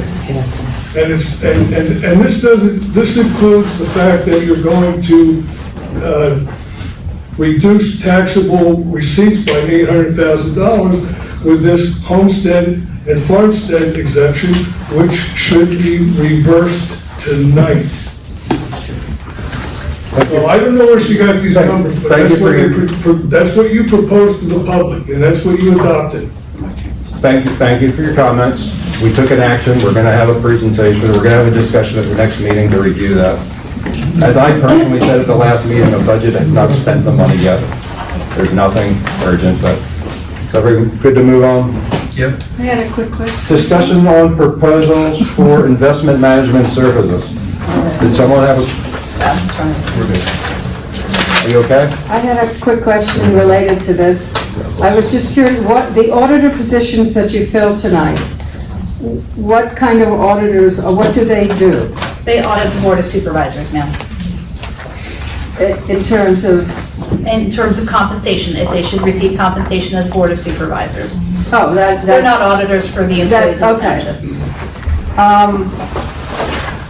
Okay, that's what I, Yep, I know, it's a little confusing with the language, it's a little bit different. So we're doing that. Okay, so we're gonna move forward. Discussion on proposals for investment management services. Okay, so again, the administration is seeking input. We have an existing RFP for an investment management service. These are for 3 pension plans, the police pension, the administrative pension, as well as the new OPEB trust. There are 14 of the RFPs that were submitted to the township for review. I understand from the prior discussion that there's an interest in delaying, but know that we do not have an investment manager for the OPEB trust if you do not take action on this item. So that has some consequences for the township if you postpone this discussion too much longer. I find that concerning. Well, personally, from this one, I mean, I started to look at them, but I think the administration has started to categorize those and summarize them. I think We did. Jen Savage and his staff and everyone has participated in this, so I think it's important for the board to see the capability of these firms, the size of the firms, what they handle, you know, what capabilities they have. That summary, who are they already managing to give us some confidence, and then of course, what are the fees and everything else, and what's their track record? You know, you could go and we could all page through these, and that's difficult to do, but getting that summary there, and based on past experience, we've had some fund managers we've dealt with in the past, in my mind, so we have some track history, so we have to look at the cost, management fees, and if we could get that, I would say ask for that, I would ask for that summary. Sure. Besides paging through them to Happy to to choose provide. these. Some of these are very well known. You get bigger firms, in my experience, you get bigger firms bidding and involved when you have more money to handle. And we're at that point. So, Well, there's 14 RFPs. I just need to know if you'd all like to individually come in and take a look at them. Would you like the administration to narrow them down for you based on a criteria? How can we help with this process to keep it on track? I'll come in and look at it. Yeah, I can come in and look at them, because without seeing them, it's hard to develop a Sure. criteria. Absolutely. and if there, yeah, I would certainly request maybe for everyone, or at least for me, while looking at them, if there's already, just the main criteria, if there's one little summary sheet in front that someone categorizes the main traits of an investment manager. Yes, we've redacted some of the information to make it a little easier for you so that you can just review that. So I will just help you schedule individual appointments to come in and look at that material then. Okay, thank you. Discussion on cable television franchise agreement. Everyone's favorite topic. Okay, so the administration is again seeking input and direction from the board on the cable television franchise agreement. You may recall that in this very room in October, we had a meeting with the public to talk about the cable franchise agreement. At that time, the board had offered to the public that they would have a follow-up meeting, so there would be further information shared. The township is just looking for some understanding of how you'd like us to help move that I ball think what we forward. wanted to do is, and I know Greg was at the meeting, have a follow-up, we have Service Electric in the room because there's a lot of questions that we couldn't answer. So we would like to have another meeting, town hall, with Service Electric there. I can see it. How do we schedule? We Pick a date, need to advertise it. Yes, we would have to advertise, I would have to put an ad together so we can. Check our schedules and then get back to you and show up this So- week. Usually a Tuesday works well after a meeting or something. Sure. I don't know what works for you. I mean, it's going to be an open forum. I have no idea. Keep saying advertising, where do you advertise? I don't get the pay.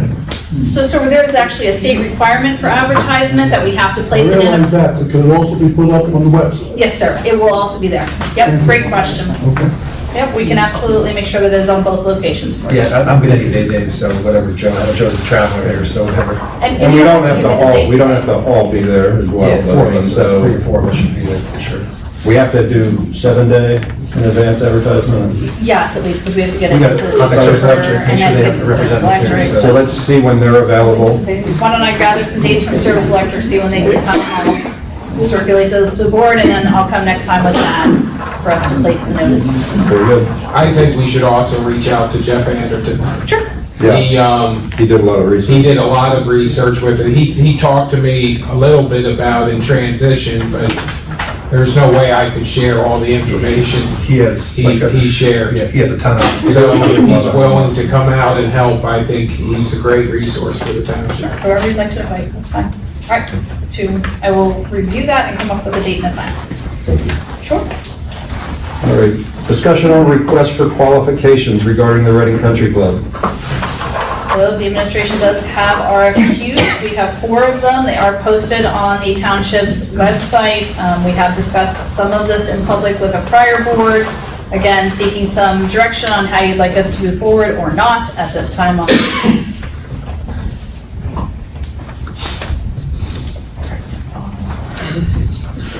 I don't want to close it. Has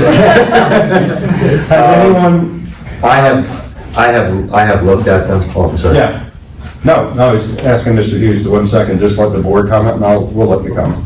I have looked at the generic information, if I recall, 3 were for developing the property and 1 was to run it, golf course up Allen down the way. Because at least 3 of us were not on the board at the time, I believe that we really need to designate some time to sit down and look at those. The presentation kind of came across as a little salesy at first. I would like to just be able to go through those one by one and see whether or not there is any interest in developing the property. And then also too, taking a look at it from actually maintaining it as a golf course. And then now that at least Jam 8 situation seems to be resolved financially, then we could also discuss thoughts and plans for the restaurant and the clubhouse. Yeah, I think we should take a 2-pronged approach. I think, Dave, my suggestion is that you have 2 people or 3 other, however we do it legally, of course, then look at the golf course, and then the other group looks at the restaurant. Kind of have 2 committees. Somebody looks at the golf course, and then somebody looks at the restaurant. Like Greg and I could lead the restaurant piece, and Michelle and Joe could. For what, Just to study, like he said, to study the golf course, to study the restaurant, kind of tackle it into 2, form 2 committees. Well, I know nothing about golf, but I know the rest, right? Michelle could go on the restaurant side. Yeah. Has anyone reviewed the RFQs that were posted on the website? Why don't you tell them where it's at? If you just say the website, they don't know. It's under government and it's under public notice, and then you have to click something else. Most of these people don't know that. Correct. I was just asking if they reviewed them, because I can give a 1 minute or 2 minute summary of them, if that is helpful. Yeah, that's helpful. No, there were, as Joe stated, there were 3 proposals. I just took a couple small notes. One of them, one of the groups that submitted an RFQ was the group that built Exeter Commons. So it's a very, mixed use. I mean, their developments that they give as examples are mixed use with, multifamily housing plus retail space. Another one of them was, one of their main examples is the Village at Valley Forge, where it's a high-density housing and retail restaurant space.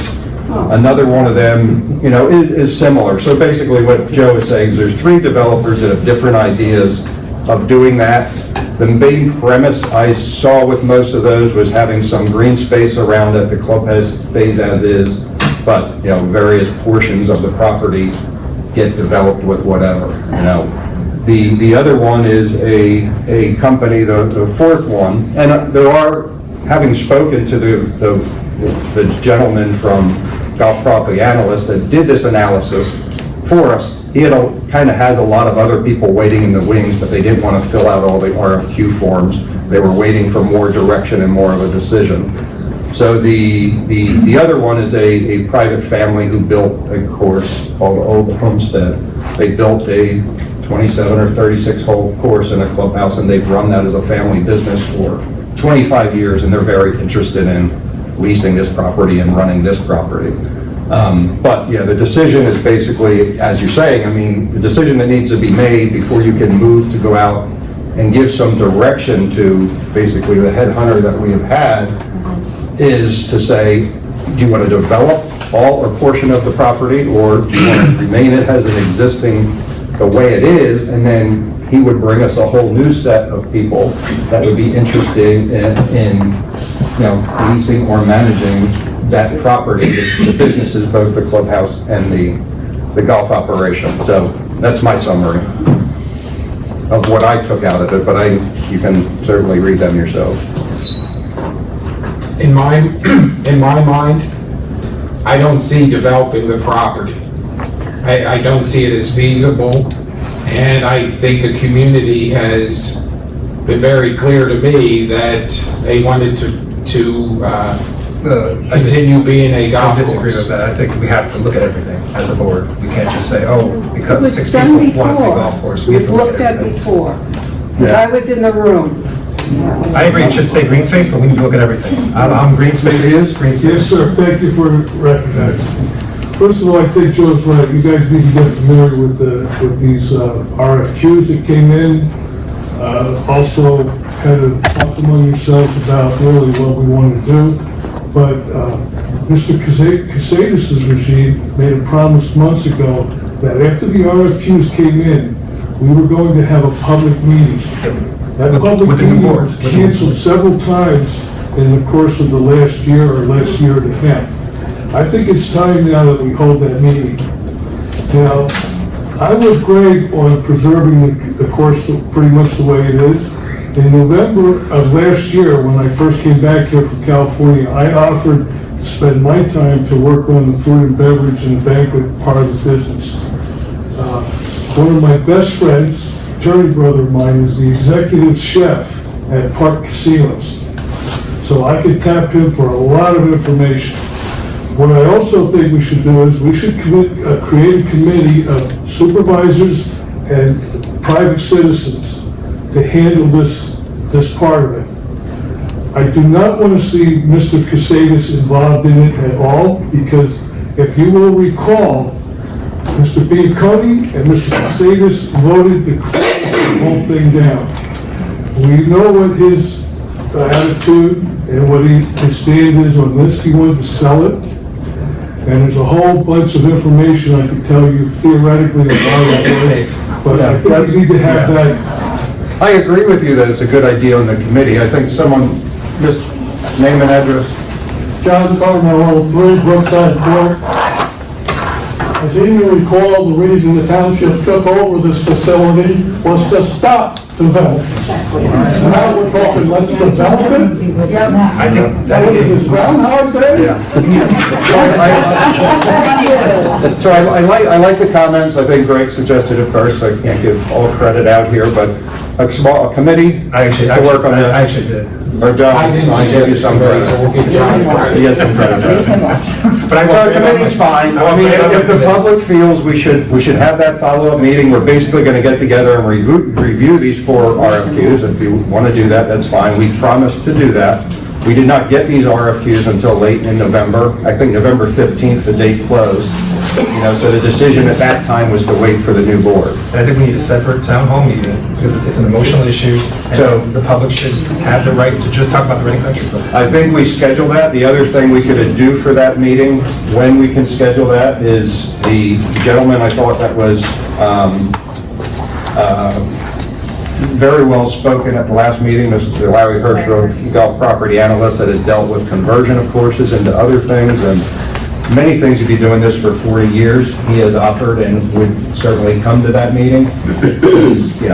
He has no skin in the game as to what happens here, but he's very knowledgeable, and I think he could help us with that process. I don't think we need to necessarily have the real estate firm here. I mean, the developers here to present their plan. The plans are very clear on the paper what they are. So, Just with Larry, I can't hear you. if he wants to come. So I think, we could, again, like the cable franchise meeting, I can get some dates from him, but I would say sooner rather than later. I'd like to have this discussion so we can move on. May I make a suggestion? That Yeah. you do the two, if you're gonna have 2 kind of town hall meetings? Same night? Do it the same, yeah. How many times can we come out? No, ma'am, we cannot. Two controversial. We could limit them to 1 hour each. Those are 2 controversial topics, no. It would not, I'd like to point out with this, with our country club and with the promenade, the budget has nothing in it. We have no idea what kind of money we're going to spend on either one of these projects. And I think that's another thing that you should address when you open up this budget. And reverse the homestead and farmstead exemptions. The country club is about, the decisions we're making on the country club is how to make additional money. It's not to spend money. Well, no, you're going to have to take a look at that building. It's been abused. There's capital investment For needed. quite a few years now. So we will discuss that at the meeting. There's a lot of good examples out there of surrounding municipal golf courses that are very successful around us, but there's others that have been developed. In the village at Valley Forge was Valley Forge Golf Course before, but it is what it is. I think everyone wants to keep the country club and the golf course, and I hope you don't consider developers. But we did promise a meeting, so we could have, I think we should have the public discussion and make a final decision and move on. And just one thing, because there were 4 companies out there that gave the RFQ, and 3 of them were developers, I think it would look pretty bad on our part if we didn't at least talk about the developers, and we brought one person to the table. I don't think that would be very transparent. So even though I'm not initially in favor of any type of development of the course, I think we at least need to do our due diligence and review what was submitted. The reason we put out for RFQ was to make it very broad and see what came up. I mean, if someone came in and it was Doherty Park and they were going to give us $50 million, we would consider it. We would have to. I mean, the taxpayers would have to make that decision. But in this, so far what we got, we're not seeing any money. It's more about building. So let's move on. So we'll schedule that meeting and let you know. Yes. In regards to the village of King of Prussia, okay, that is not on the Valley Forge Golf Course. Oh, it's not? Shop is on Valley Forge Golf Course. Ah, okay. My mom worked there, and she got pregnant with my brother, who was 18 years younger than me. Thank you. Thank you. I was not sure. I played there, but many years ago, and I was just down at Fogo de Chão or whatever, the Brazilian steakhouse, and it's in that new development. Were you the milkman my mom met? Can we get your name and address, just Red Whitehawk, 200 West 47th Street. Thank you, Mr. White. in case we have another follow-up on that? Have enough, man? New business, appoint Tri-State Financial Group LLC as business privilege tax collector. Mr. Chairman, Tri-State Financial Group LLC has been the township's business privilege tax collector since 2017. Since that time, they have been managing our business privilege tax. We have seen increased revenue year over year for the past 3 years. It is the administration's recommendation that the board reappoints the Tri-State Financial Group for 2020. I think we should do an RFQ on this as well. For next year? For next year, though. We need It needs to be someone, for right now. it's the same as, yeah. Just keep it on the radar. Well, they have been going up 30, 40, at least the collections have Yes. increased each year. Yeah. So that would I need a be, motion for this year first. I move we appoint Tri-State Financial Group as the business privilege tax collector for 2020. I'll second that. any further discussion? All those in favor? Aye. Opposed? Ayes have it.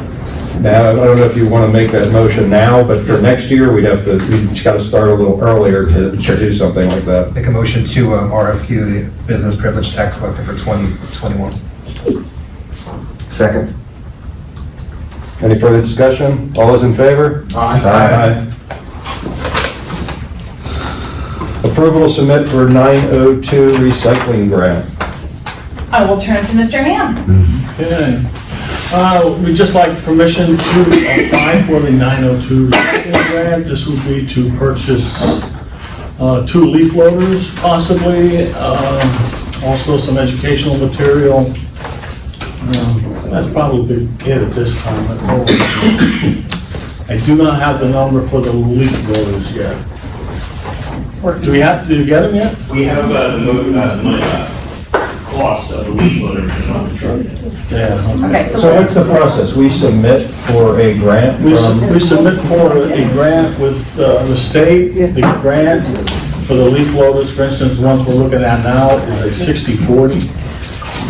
So, what? Can you explain? Yeah, they pay 60, we pay 40% of the leaf loader.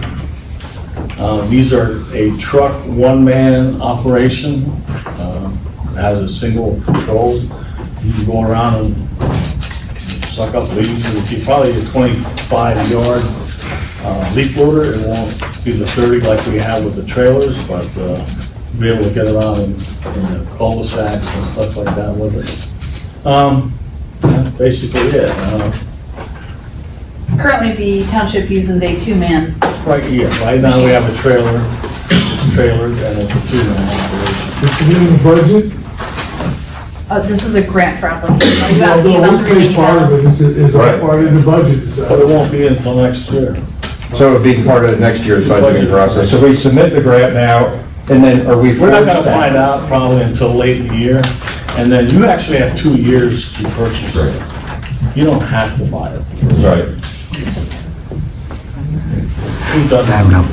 I'll make the motion to submit the grant. I'll second it. Any further discussion? All those in favor? Aye. Opposed? Ayes have it.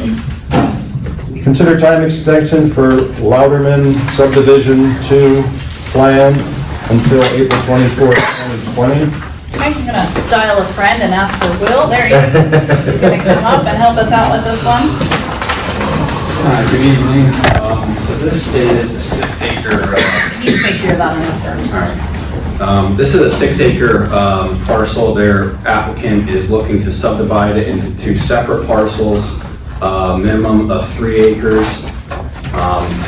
The applicant submitted the subdivision in April, I believe. Township engineer had reviewed the submission. One of the conditions, one of the review comments was that it needed to meet steep slopes in the zoning ordinance. The plan did not meet it. The applicant went before the zoning hearing board seeking relief from steep slopes. What the zoning hearing board denied his variance request. The board essentially needs to make 2 decisions now, one either being denying the application or 2 being granting a time extension. And I don't know if Joe wants to. I could just add on to the board, provide some further clarifications.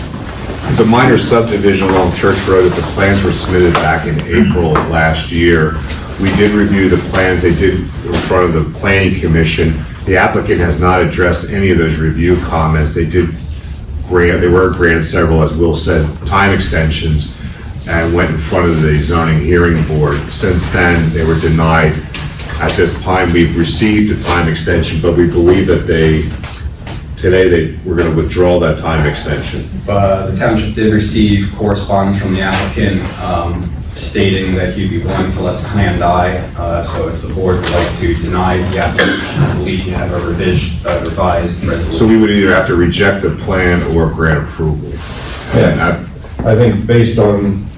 Yeah, no, that's correct, because we did receive that email, which in effect withdrew their request for an extension of time. However, because of the timing, action needs to take place tonight, or else it would be a deemed approval of the plans. As we've discussed, they haven't addressed any of the comments, and it was denied before the zoning hearing board. Yeah, so, yeah, I think based on the information and where we're at and what the action by the zoning hearing board, I would make a motion to send a letter of rejection to that plan. Is that the motion you mean? Yeah, we actually have a proposed resolution. Oh, yeah, make them that we would vote on, correct, and then it would be sent to the applicant. So I make a motion to approve resolution.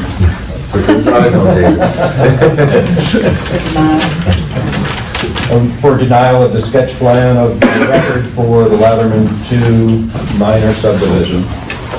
You made a motion. I made a motion. I'll second that. Any further discussion? All those in favor? Aye. All those opposed? Ayes have it. Will, don't walk away. Zoning hearing board applications. Yeah. Well, we could do that one first. You can do that one first and then. 117 Ivy Hill Circle. I'll just introduce the applicants here tonight to speak on his behalf. This is a property the gentleman is looking to enclose the porch at the rear of the property. He does not meet zoning, so he's seeking, I believe, 7 feet of relief to enclose the rear porch. It's in the SR1 district, Ivy Hill Circle, which is off of Painted Sky above Trout Run. I'll leave it up to Tom. He gave us some opening Yeah, he comments. gave opening comments. You're doing exactly what I did 3 years ago. I went through this process, so I feel for you. So you watch him be the board chairman before you know it. But, yeah, it's a rear setback. I mean, zoning hearing board, it's their decision's coming up. I don't think we have any position against, so. So the board can make, I guess, 3 decisions. Recommend grant the variance, recommendation against the variance or take no comment. I'd take no comment. Typically, we take no comment. The zoning hearing board has been reasonable. I mean, there's always, appeal process, but I think I think we took the process, let them make the decision, but yeah, we have no issue with that. So, so we need a motion for that? Or do we just take a no position? No motion, right? Consensus. Is everyone good with that? Yes. All those in favor? Aye. All those opposed? Okay? Thank you for coming. Yeah, thank you. And good luck. And for Woodcock Court? All right, so for Woodcock Court, I do not believe so. It's a residential property off of Pheasant Run. They have an attached one-car garage. They're looking to build onto that one-car garage and put a master suite above it. They are seeking side yard setback relief, 9 foot. The application is before the zoning hearing board on Wednesday. Similar. Very similar, so we're at the same spot with the Yeah. 3 options for the board. Any strong feelings either way? No comment? Yeah, it's the same. So consensus? Consensus? Yes. Everyone in favor? Okay, agreed. Thanks, Will. Very good. Thank you. Wait, don't walk away, there's more Will. There we go. Just when he thought he could walk away. GIS. Approve agreement with McKim and Creed Incorporated for GIS support services. So the administration has acted the board to authorize signature for proposed contract with McKim and Creed. This is the GIS support services that we would use both in the engineering department and in our highway department. This is a budgeted expense item that was included in the 2023 budget proposal. Administration is seeking authorization to sign the contract. So just as a heads up for the new members of the board, 3 or 4 years ago, the township actually employed a GIS technician that did all this work. We have a very substantial amount of GIS data that took a lot of time and money. We haven't really updated in the past 2.5 years. So with these services, we get back on track. And it's a great tool. I'm sorry, I have to ask what GIS stands for. Geographical information systems. So you take different geospatial features and you can lay them on top of each other, roads and schools and street, Pretty neat system to extract data from, but you have to load it and feed it information. And it's a great tool. I mean, we'll use it a lot. The highway department will use it a lot. You can get a map, tells you where every catch basin is in the township. I mean, right to exactly where it is. Our streetlights, I mean, you name it, they're there. Also helpful for our recycling grant and some of their MS4 compliance pieces that we have to do for environmental. I'll make the motion to approve the agreement. I'll second that. Any further discussion? All those in favor? Aye. Aye. Opposed? Dan? Ayes have it. Thank you. Thanks, Will. Authorize advertisement for the January 27th, 2020 Board of Supervisors meeting. So this is approval to actually advertise for the next meeting. Typically, again, we would do one meeting announcement in the newspaper and on the website. That would be for the entire calendar year of 2020. Due to some board consideration of space, we're going to have to take these one by one right now. For this time period, which would be, again, the next board meeting, January 27th, the administration is recommending considering using the township building just because this space is not available. We've checked with the library and they have another event that same evening. So we need to get clarification that it's okay to do the township meeting room and that we can do this advertisement then for the next meeting. So until we can find a permanent good location that's spacious enough, we need to go almost meeting by meeting. Spacious and technology. And technology. For microphones, videos. Yeah, so we need a motion at least to advertise for this next I meeting. move to advertise the January 27th board meeting. I'll second that. All those in favor? Discussion, Oh, yeah, further discussion. Reading Country Club. again, it's, if we could set something up with, you need, I guess, the microphones and everything, you could, I guess, permanently set something up there for the time being. I don't know if that's been considered. There's a question, I guess, before the board of, at this point in time, the recording equipment that we have is actually connected to the building at the township building. That's red zone. And that's absolutely an option for the board as to what they want to do. That's why we're asking the question. Agreed, there's other options available. For consideration, there's other options that we have that we could bring forward to you, such as relaying. And one other, 1 minute, Hunter. The other thing that I guess we were doing, we're gonna repurpose, we had some other televisions from the Dunn Center. Correct. That we were gonna put out in the hallway, outside the township building temporarily, that you could watch live video feed of the meeting. So, And you could have side discussions out in the hallway. It would create a little more room in a pinch. I agree it's not ideal long-term, but we're working on the long-term solution. Hunter, you have a spot for us? No, go ahead. I think we're thinking the same thing, Hunter, so go ahead. Yeah, so oftentimes when the board of school directors is not meeting at the Lounge building, we meet at the Reichen building. We have some experience with setting that up pretty quickly, within a week or two's notice. I don't know if there would be any fees involved. I think that's a board waiver or an administration waiver, so I can't speak on behalf of them. But I'm sure if the administration reached out to the administration, I can send Bob a text message this evening about making sure that that'd be available. I'm not sure if it's available on the Did they have 27th. recording equipment and? We have recording equipment that the technology department and also the students use, so we could probably make arrangements for that. I can't speak to whether there's going to be a cost involved at this point. I would hope that we would not. I just can't speak for the rest of the board. So there's students, Hunter, there's students that will be able There to. are students that may volunteer for it. Usually, they have to do it for credit in some regard or some of the classes, so I couldn't guarantee that the students would be available. But we could try and make arrangements, and certainly our technology, I can put in a word with Bob to try and make sure that you guys can use it without cost, because I think that's probably the cooperation that we want to try and develop. But I think if you reach out, we'll probably send you the building request form, and we can probably get it, answered in short order. I don't know if you want to make a decision about advertising this evening based on that, but, we can definitely try and work out a solution in the long term for that. So Phillips, he used my Penn State tickets, so he, He owns it.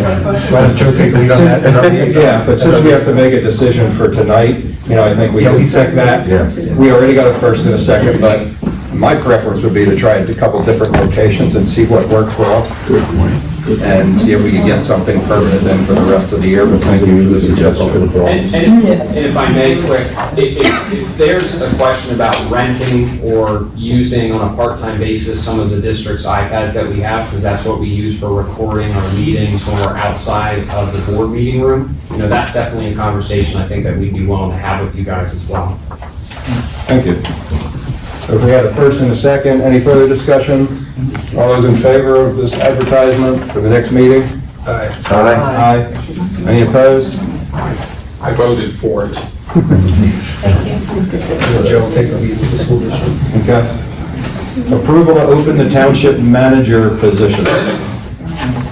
So, Mr. Chairman, we are seeking authorization to go ahead and open the position for township manager. In that request is an understanding of how the board would like to move forward. Would you like to use a third-party recruiter? Are you going to ask the HR team? Would you be doing it? How would you like to move forward with this recruitment process? And give us some instructions on how we can go from here. I know I've done some research, and there's a gentleman with the excellence in local government that could assist us, and there's also other third-party companies. I really don't think that we should, at least initially, should throw that in administration's hands to then try the full-time position, to get someone that has the scope to be able to reach out, similar to when we got a superintendent, Hunter's going through that right now, for the school district, for people to reach out and use PSATs and things like that. So there is a preliminary draft where we can get some information, and I know that at least one individual will be willing to sit down with us. So but I believe it should be outside, and there should be a third party, my opinion. That's how we got the great chief. Yeah, there's some specific searches some people that are very specific to the governmental positions reached out to another one we've used in the past. They are not available, they're busy, they're actually, so we have competition, there's a search going on right now for the Spring Township Manager, and they're engaged in that. So we can follow that closely, but yeah, the Center for Excellence in Local Government, I think would be a very good place. We've had interactions with them in the past. I think several of the supervisors have done that, so whatever the next step forward, I think they would do all the advertisement and stuff for us. I don't know the answer. So what I hear is two steps. One, if we could do a motion to open the position. And then second, if you can ask me as the administration to seek professional services for you to review. So if we could do those as two separate steps, I think that would be helpful. It sounds like what I'm hearing. Michelle, am I on track with what you're thinking too? Yes, well, with Paul from the Center for Excellence, he has a listserv that can reach out through the whole state, which he'll just put it on, it won't cost us anything. Right. Make a motion to open the township manager position. Second. All those in favor? Aye. Opposed? One second. Mr. Carmel? When we get our new manager, is there gonna be a requirement that he live in the township and pay taxes here like the rest of us? That is to be determined. I guess we have not discussed that yet. Keep watching.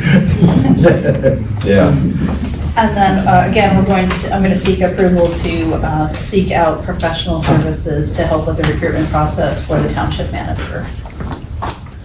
I'll make that motion. I'll second. Any further discussion? All those in favor? Aye. Aye. Opposed? Ayes have it. Thank you. Is that last motion? I'll fill you in the professional services request. That's okay. Professional services. There's a lot of this. So basically a contract with the person who's going to do the search. Yes, that's correct. So we will get that. Set and authorize advertisement of the 2020 Planning Commission meeting dates. Mr. Chairman, the Township Administration is seeking authorization to advertise the 2020 Planning Commission dates. We had a brief conversation at the last meeting. I did put this ad together with the assumption that the start time could be modified from 7 p.m.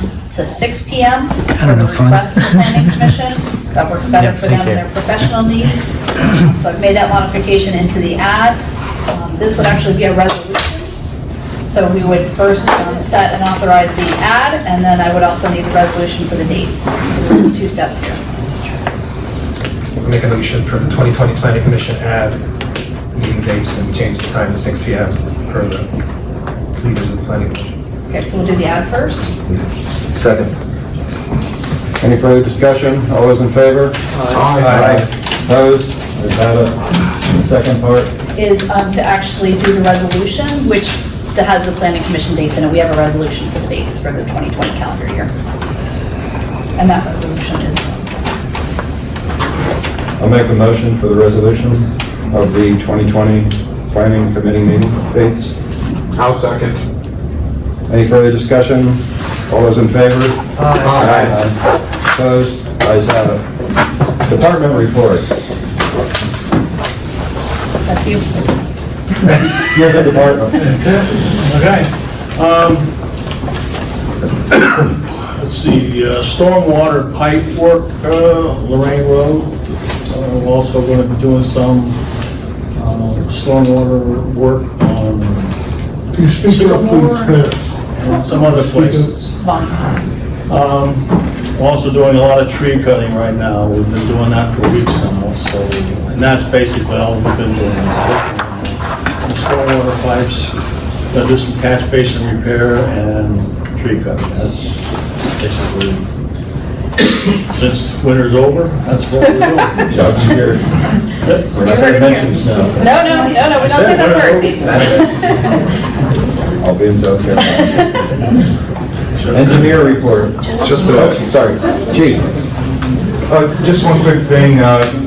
One of the things that was implemented last year, there's an extensive amount of electronics in our police vehicles, and so we had them idling a lot at the station. By idling and sitting out there, it takes a while to close that electronic equipment down and start it back up.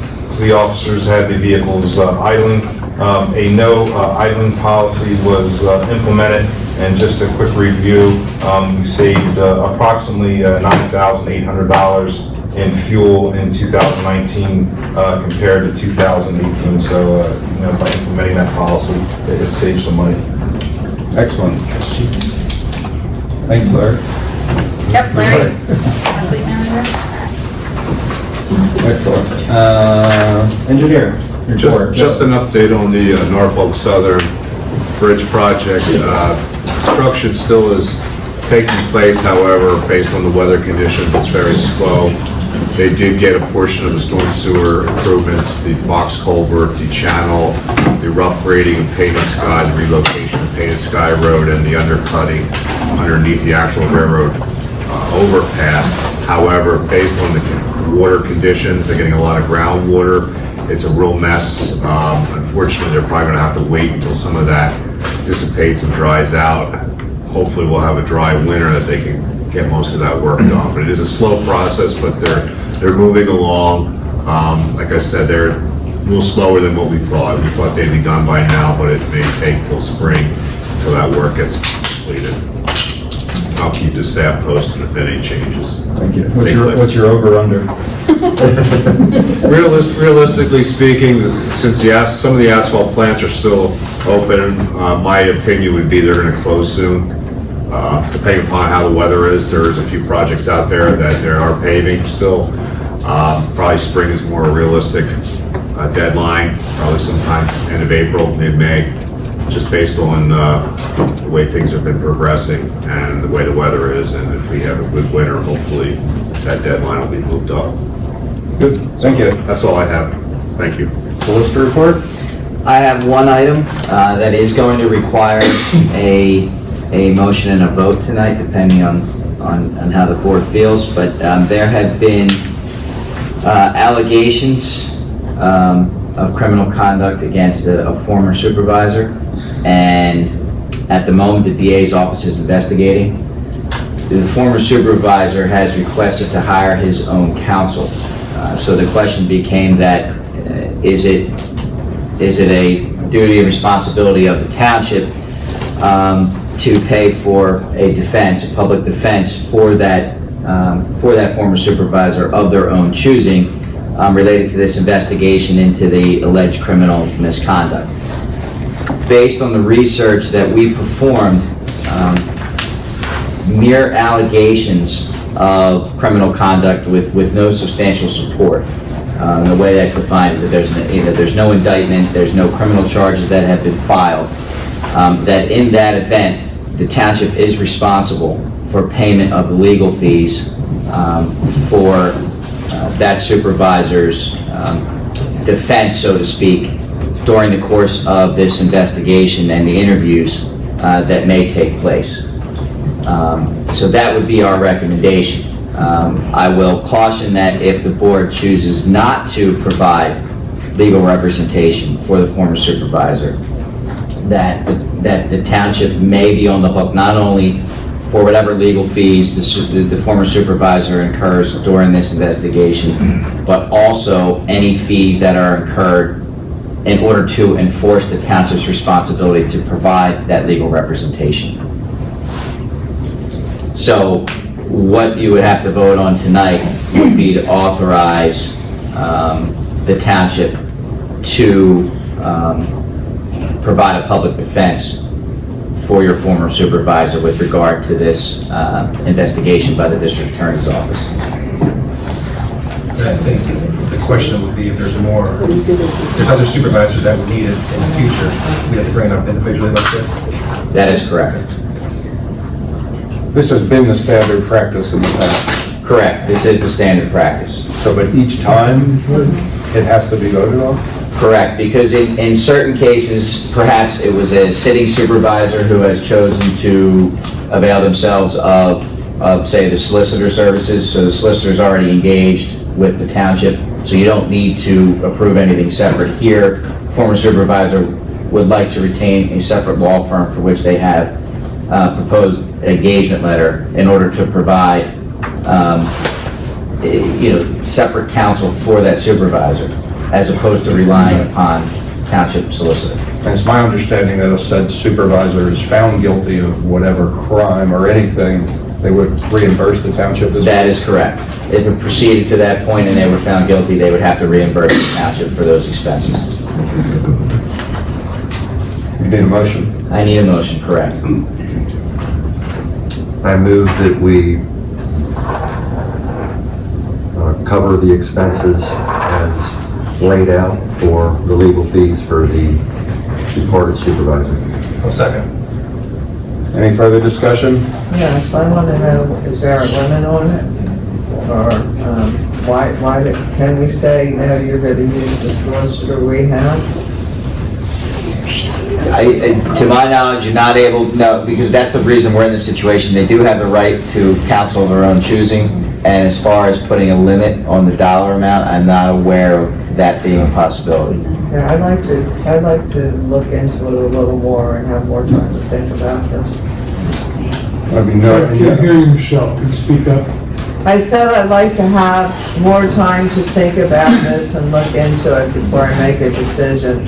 Okay. I know the way it's brought up now is that this is time sensitive and it is occurring. If they do not retain an attorney, we're essentially denying the request. Did you know about this today? Did you You know sent the email, about this Dave. matter You sent the today? email, Dave. You sent the email to all of us. Yeah, for your information You sent the email purposes, was it to us. yesterday or yesterday, whenever it was, yeah. Okay, well, I should have been notified immediately, not now. Yeah, you let us know a couple days ago. I can't hear you. Dave sent an email to the Yeah, entire. might have been- Might you speak up, huh? It might have been Friday, I forget when we were alerted to this, but we couldn't have a discussion in public, but you can send it out for informational purposes. Yeah, you just said FYI. do not- So this in my opinion, from my discussion, one-on-one discussion, is that this has been the precedent in the past, innocent until proven guilty. If you're proven guilty, you pay the money back.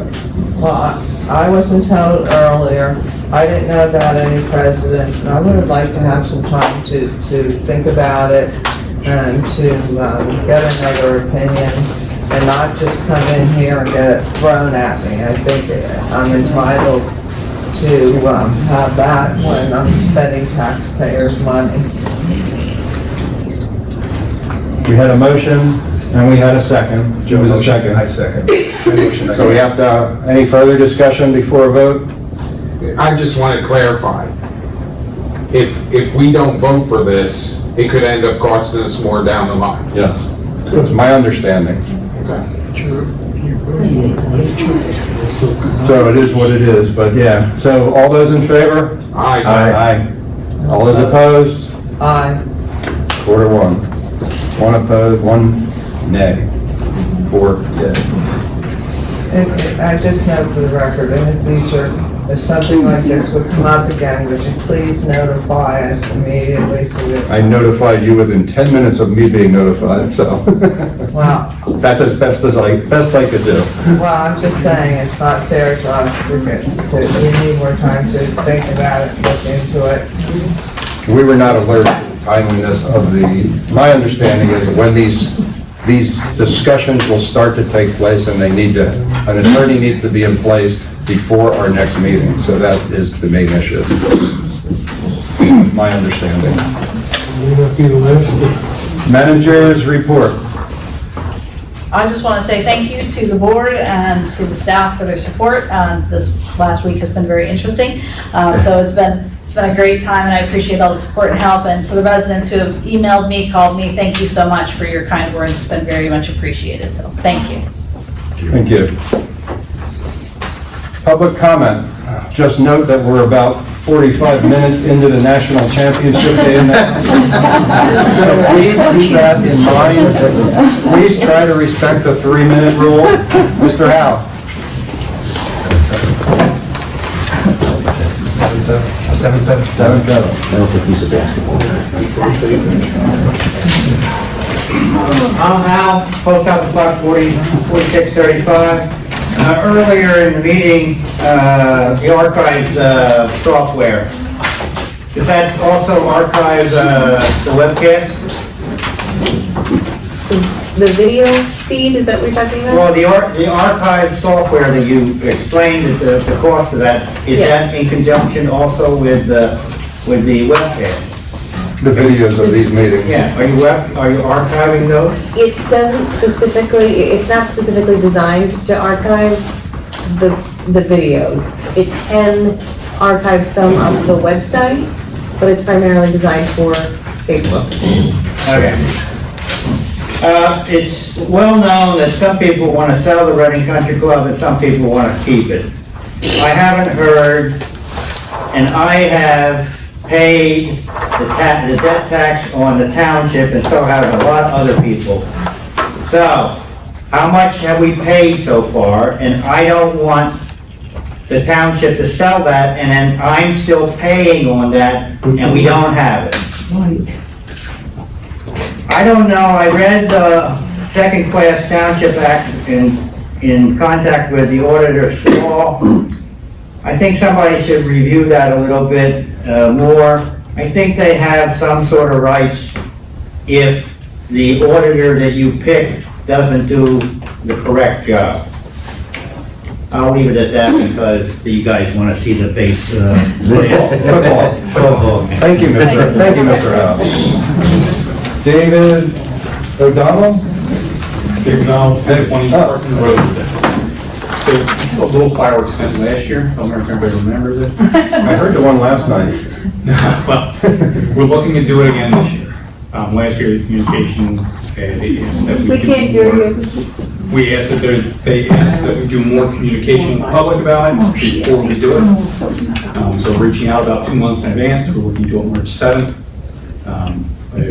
We're looking to get an extended time granted. The same place. It's supposed to be at Summersville. No, it'll be never seen. Never seen. Never seen done. How long? We're looking for a 5-hour grant. Oh, my God. It's 1 day, 5 hours. Or by our own ordinance, we can shoot every night 1 hour. So we can do it one night and be done, or we can invite the people over and over and over for 1 hour a night. That's not respecting the public That's why we're looking to do it for one night. for 5 hours. Speaking to the board. Okay. Yeah, right. I don't think, I appreciate the comment, I don't think this is the place to negotiate that, so it is 2 months from now? No, it actually is. We put a process in Up to place. the board. Remember, Dave, we put a process in place for this. Yeah. That's the thing, that time we're gonna send a letter. The public could. Right, complain to us. comment. Yeah, but they haven't actually been notified. Yeah, so we the right have to people follow, we have to go through it, but Yeah. then Yeah. there's a window. Oh, for the exactly. public to talk about Yeah, it. the letters will go out this week. We're hoping to have, will possibly provide us with who all you guys want to contact. This is all joint properties. So then we will get the feedback after this letter. Correct, that's the There's a idea. window, there's Then a the public 7 days. comment. Right, Public has 7 days to come back to us. right. Yeah, that's why I'm just trying to give you advance into this. Okay. To expect it. So we know when the letters are coming Yeah, we in. know the big thing last year was if we had known more, we would let the police know, the fire department know. Yeah, this is still by the ordinance. Yeah. We changed this last year. This is very- Yeah. Very good, thank you. Thank you. Also, thanks for every week for sending. There were, last night and the night before, there were a lot of fireworks. Last night, Was that last night? last night, Where was that at? I had no idea, I tried to find them. That was on for a while. Yeah, I didn't- yeah. think of the Okay, animals. move on. Tom Ketty. We're good? He's the one who needs to- David, Mr. Hughes. Sorry. It's unnecessary. 255 West 47th. Little louder. David Hughes, 255 West 47th Street. There's a couple things I want to talk about. I've got 2 RTKs that I appealed to the OOR. Fox Rothschild seems to want to fight those. And what they are invoices from Fox Rothschild. So we got the Fox, securing the hen house here. But they're both of the invoices are Galtieri and Hughes. And what they are, one is about the $8,000 that you claim cost us to review the 50 boxes. The other one is a request to see the cost of the first appeal that Fox Rothschild challenged with me and lost, okay? I beat the big firm, okay? But these costs that you're going to have the township incur are ridiculous, they're unnecessary. There should be nothing on these invoices that are secret, sensitive, that are related to me and Greg. In fact, Greg gave me a letter authorizing the release of the information for his part. And of course, I'm the one that's asking for the information for my part. So there should be no reason to spend thousands of dollars to have Fox Rothschild make this income and take it from our taxes. So that's one part I want to talk about. Then it seems like I heard from Jen, there's always this issue of personal or residence names on these documents. Well, that's clear enough. Redact them. And then you can release the documents to us without having to incur legal fees. These RTKs are costing us too much. Someone asked, why did it start? Why did this report start? The RTKs on the names on this report were done for one specific reason, and it was for intimidation. Mr. Intimidation right there likes it because most of the names on there are Mr. Howell's, my name, and Mr. Schoenberg's, most of them, okay? We are operating under a watch group for the public, watching what you guys are doing, so you're gonna see our names on there all the time. But it was for intimidation purposes. And I could stand here ad nauseum and tell you all the incidences that this man created to intimidate us, okay? Now, let me finish, I got a couple more, then I'll listen to you, okay? Football game's ticking. My question on the disbursements, I asked a lot of questions. I'm hoping somebody's gonna follow up and get back to me on each one of those. I think With the new manager, I hope we're going to vet the new manager, so we don't get a manager who did $1.9 million misappropriation, like we did in Town Benson, who hid a limited liability corporation from us that was involved in wastewater management associates, and when he testified before the PUC, he never revealed his conflict of interest. we will be vetting very carefully. Okay, two more things. One more thing. Fireworks that this guy's proposing, that's what started the whole fireworks fiasco here. So There's a process in place. Okay. Finally, you might be seeing more legal action against former supervisors from stories that I've heard, so this won't be the first one you'll be defending. And just on the right to know request, I will just comment that really, the discussion that I was there at the first report, the intention of the first report was to highlight and find a way to improve the process. We haven't made a lot of progress, we're going to continue to do that. What information is on that report, so I can agree to disagree with you on that, but it was not an intimidation report. It was, in my opinion, it was to gather data. I think other people would disagree with your statement there, but that's... I'm an optimist. Yeah. Thank you. Dorothy Reilly. I'm done. Excellent. I have a motion to adjourn. No, you have supervisors' reports. Oh, no. Okay. We're almost out of there. Dave's highly motivated this evening. He has Clemson +5. Mr. Valtier. Who would like to go first? I could give you the choice, I don't have to appoint it. Start on that side of the room. I'll just really quick thank Michelle and her team for the entire, I know it's been a transitional week, 2 weeks straight. I'd like to welcome officially Greg, Michelle, and Joe, and great job tonight, Chief. Thank you. I'll second the well done for everyone. Thank you for the folks that put me in the seat, I think, and for the ones that didn't vote for me. Well, hopefully I'll earn some trust from you.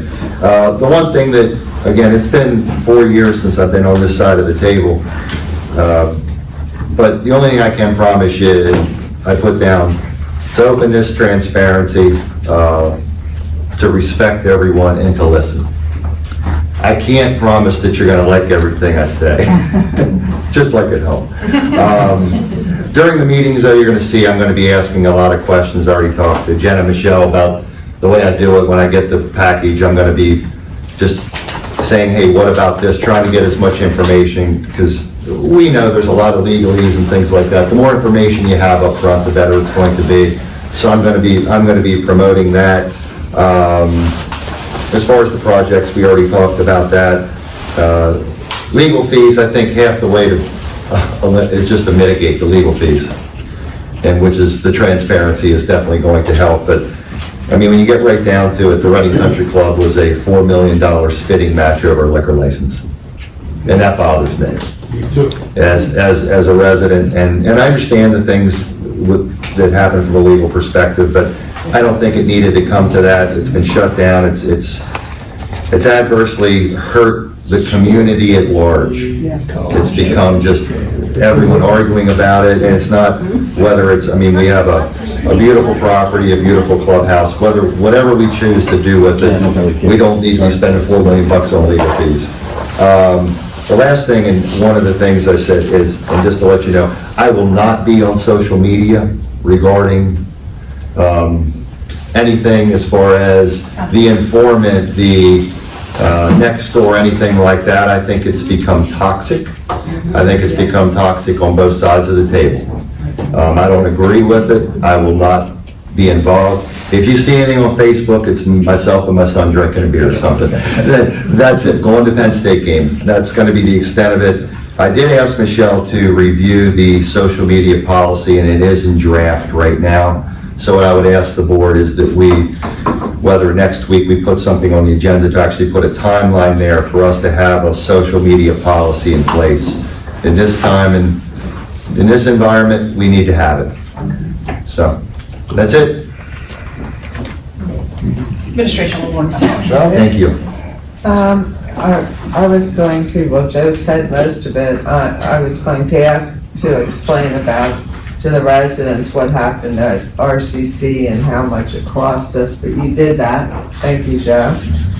And I want to just thank everybody also for putting me here. I will work very hard for you, and I will, you can always call me, get a hold of me, and I will try and help you in any way I can. Any questions, don't be afraid, and let's hope that we have a good year this year. Thank you. Just want to thank everyone for coming tonight. You know, we have a huge opportunity in this township. You may not be aware of it, but we had 1,467 more people vote in this past election than previous elections.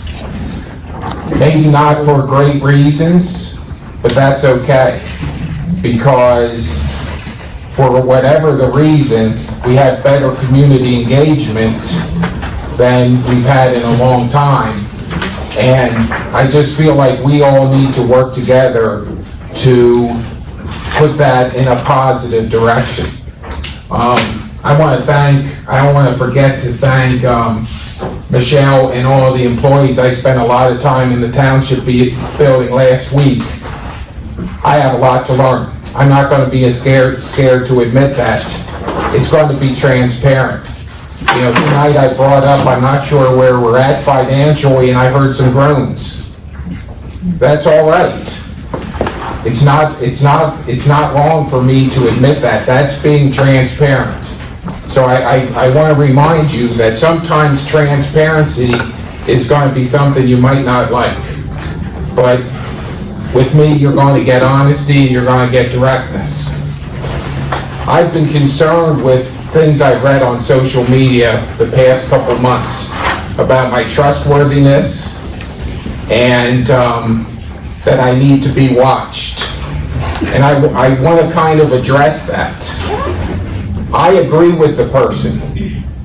I do need to be watched. All of our new supervisors need to be watched. All 5 of us need to be watched, as well as the township administration. So I encourage you to watch us. I encourage you to criticize us. I encourage you to do your due diligence. I'll give you a couple examples from December. The first township meeting in December, in my opinion, we were not transparent when it came to the township manager's bonus. It should have been on the website in advance.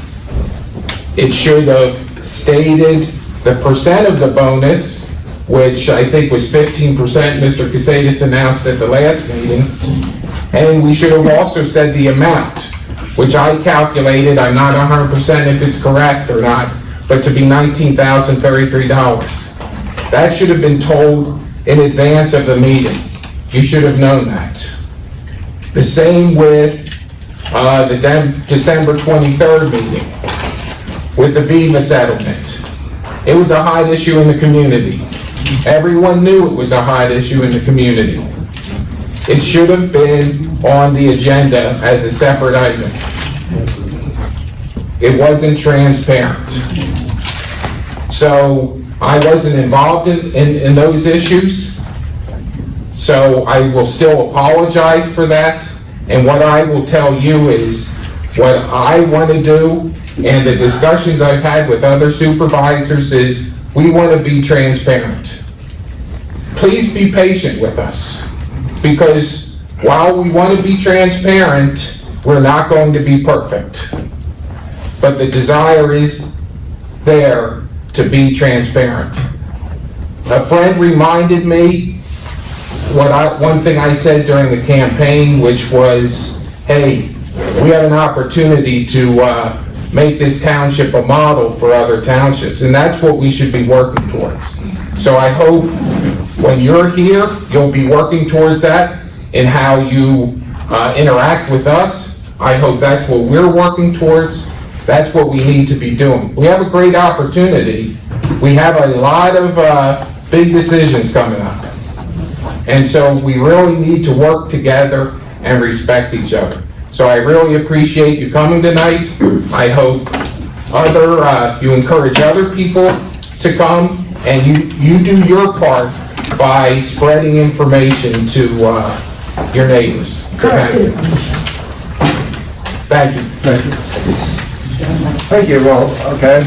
I'm between everyone in the football game, but first I want to thank all the other supervisors for their comments. I mean, I think the public should understand that I have no more power. I'm a secretary that gathers some data for the meeting and runs this meeting, but we all have one vote. And that's the democracy that, that has been set up here. We're not going to always agree on everything, but certainly I think we all agree on the transparency, the direction we're moving.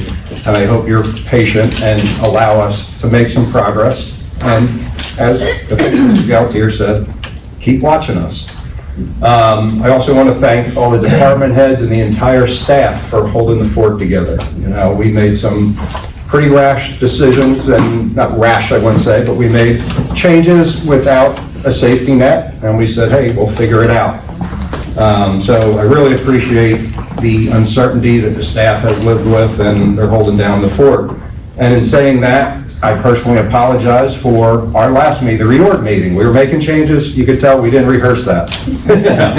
So, and the auditors meeting that did occur. Things fell through the cracks, and there were, reasons that happened. So I personally apologize for those. We will do better. So I hope our grade improves in the future. So a couple other things. I want to welcome new police officers. I think it's great. We had some young people coming into the force, and I think it was a good process going through that. Met the young individuals today, and they seem very gung-ho and very excited to be joining us. Excited to serve the community, absolutely. That is great, and things we're working on behind. I'd love to hear from residents. Back in December, I got an email from a resident talking about sitting in traffic on Perkiomen Avenue and looking at the trash along the roads, and how they were disgusted by that and saying it's getting worse and worse. And you can nitpick the reasons for that, but I took that to heart. A group of us decided to get together with some people in the community. We're forming a committee. I'm not sure of all the leadership of that committee, but we're targeting toward launching a community, something like an Exeter, a trash-free community or litter-free community. Earth Day is the 50th anniversary coming up in April. So we're gonna get organized and be ready to launch what Mr. Gautier has termed a sustainable program, not something we're gonna do a one-time off and can't do. So we've had offers for, materials to go out, working with the schools, educational programs, and specific projects where you come in and out of the community where it can start to make progress. Specifically, it was mentioned the volunteer group down at Reading Country Club was one of the prime examples that we can maybe get the community involved, where we're going to have ways to manage this and to pick everything up. So I think that has inspired some of the business people in our community that they've heard about this program, and so maybe we can do more along our highways. So you'll hear more about that, and I think we're going to be talking about that. Other than that, I think Motion to adjourn. all I got. Motion to adjourn. Oh, you made the motion. I'll second that. Any further comment? All those in favor? Aye.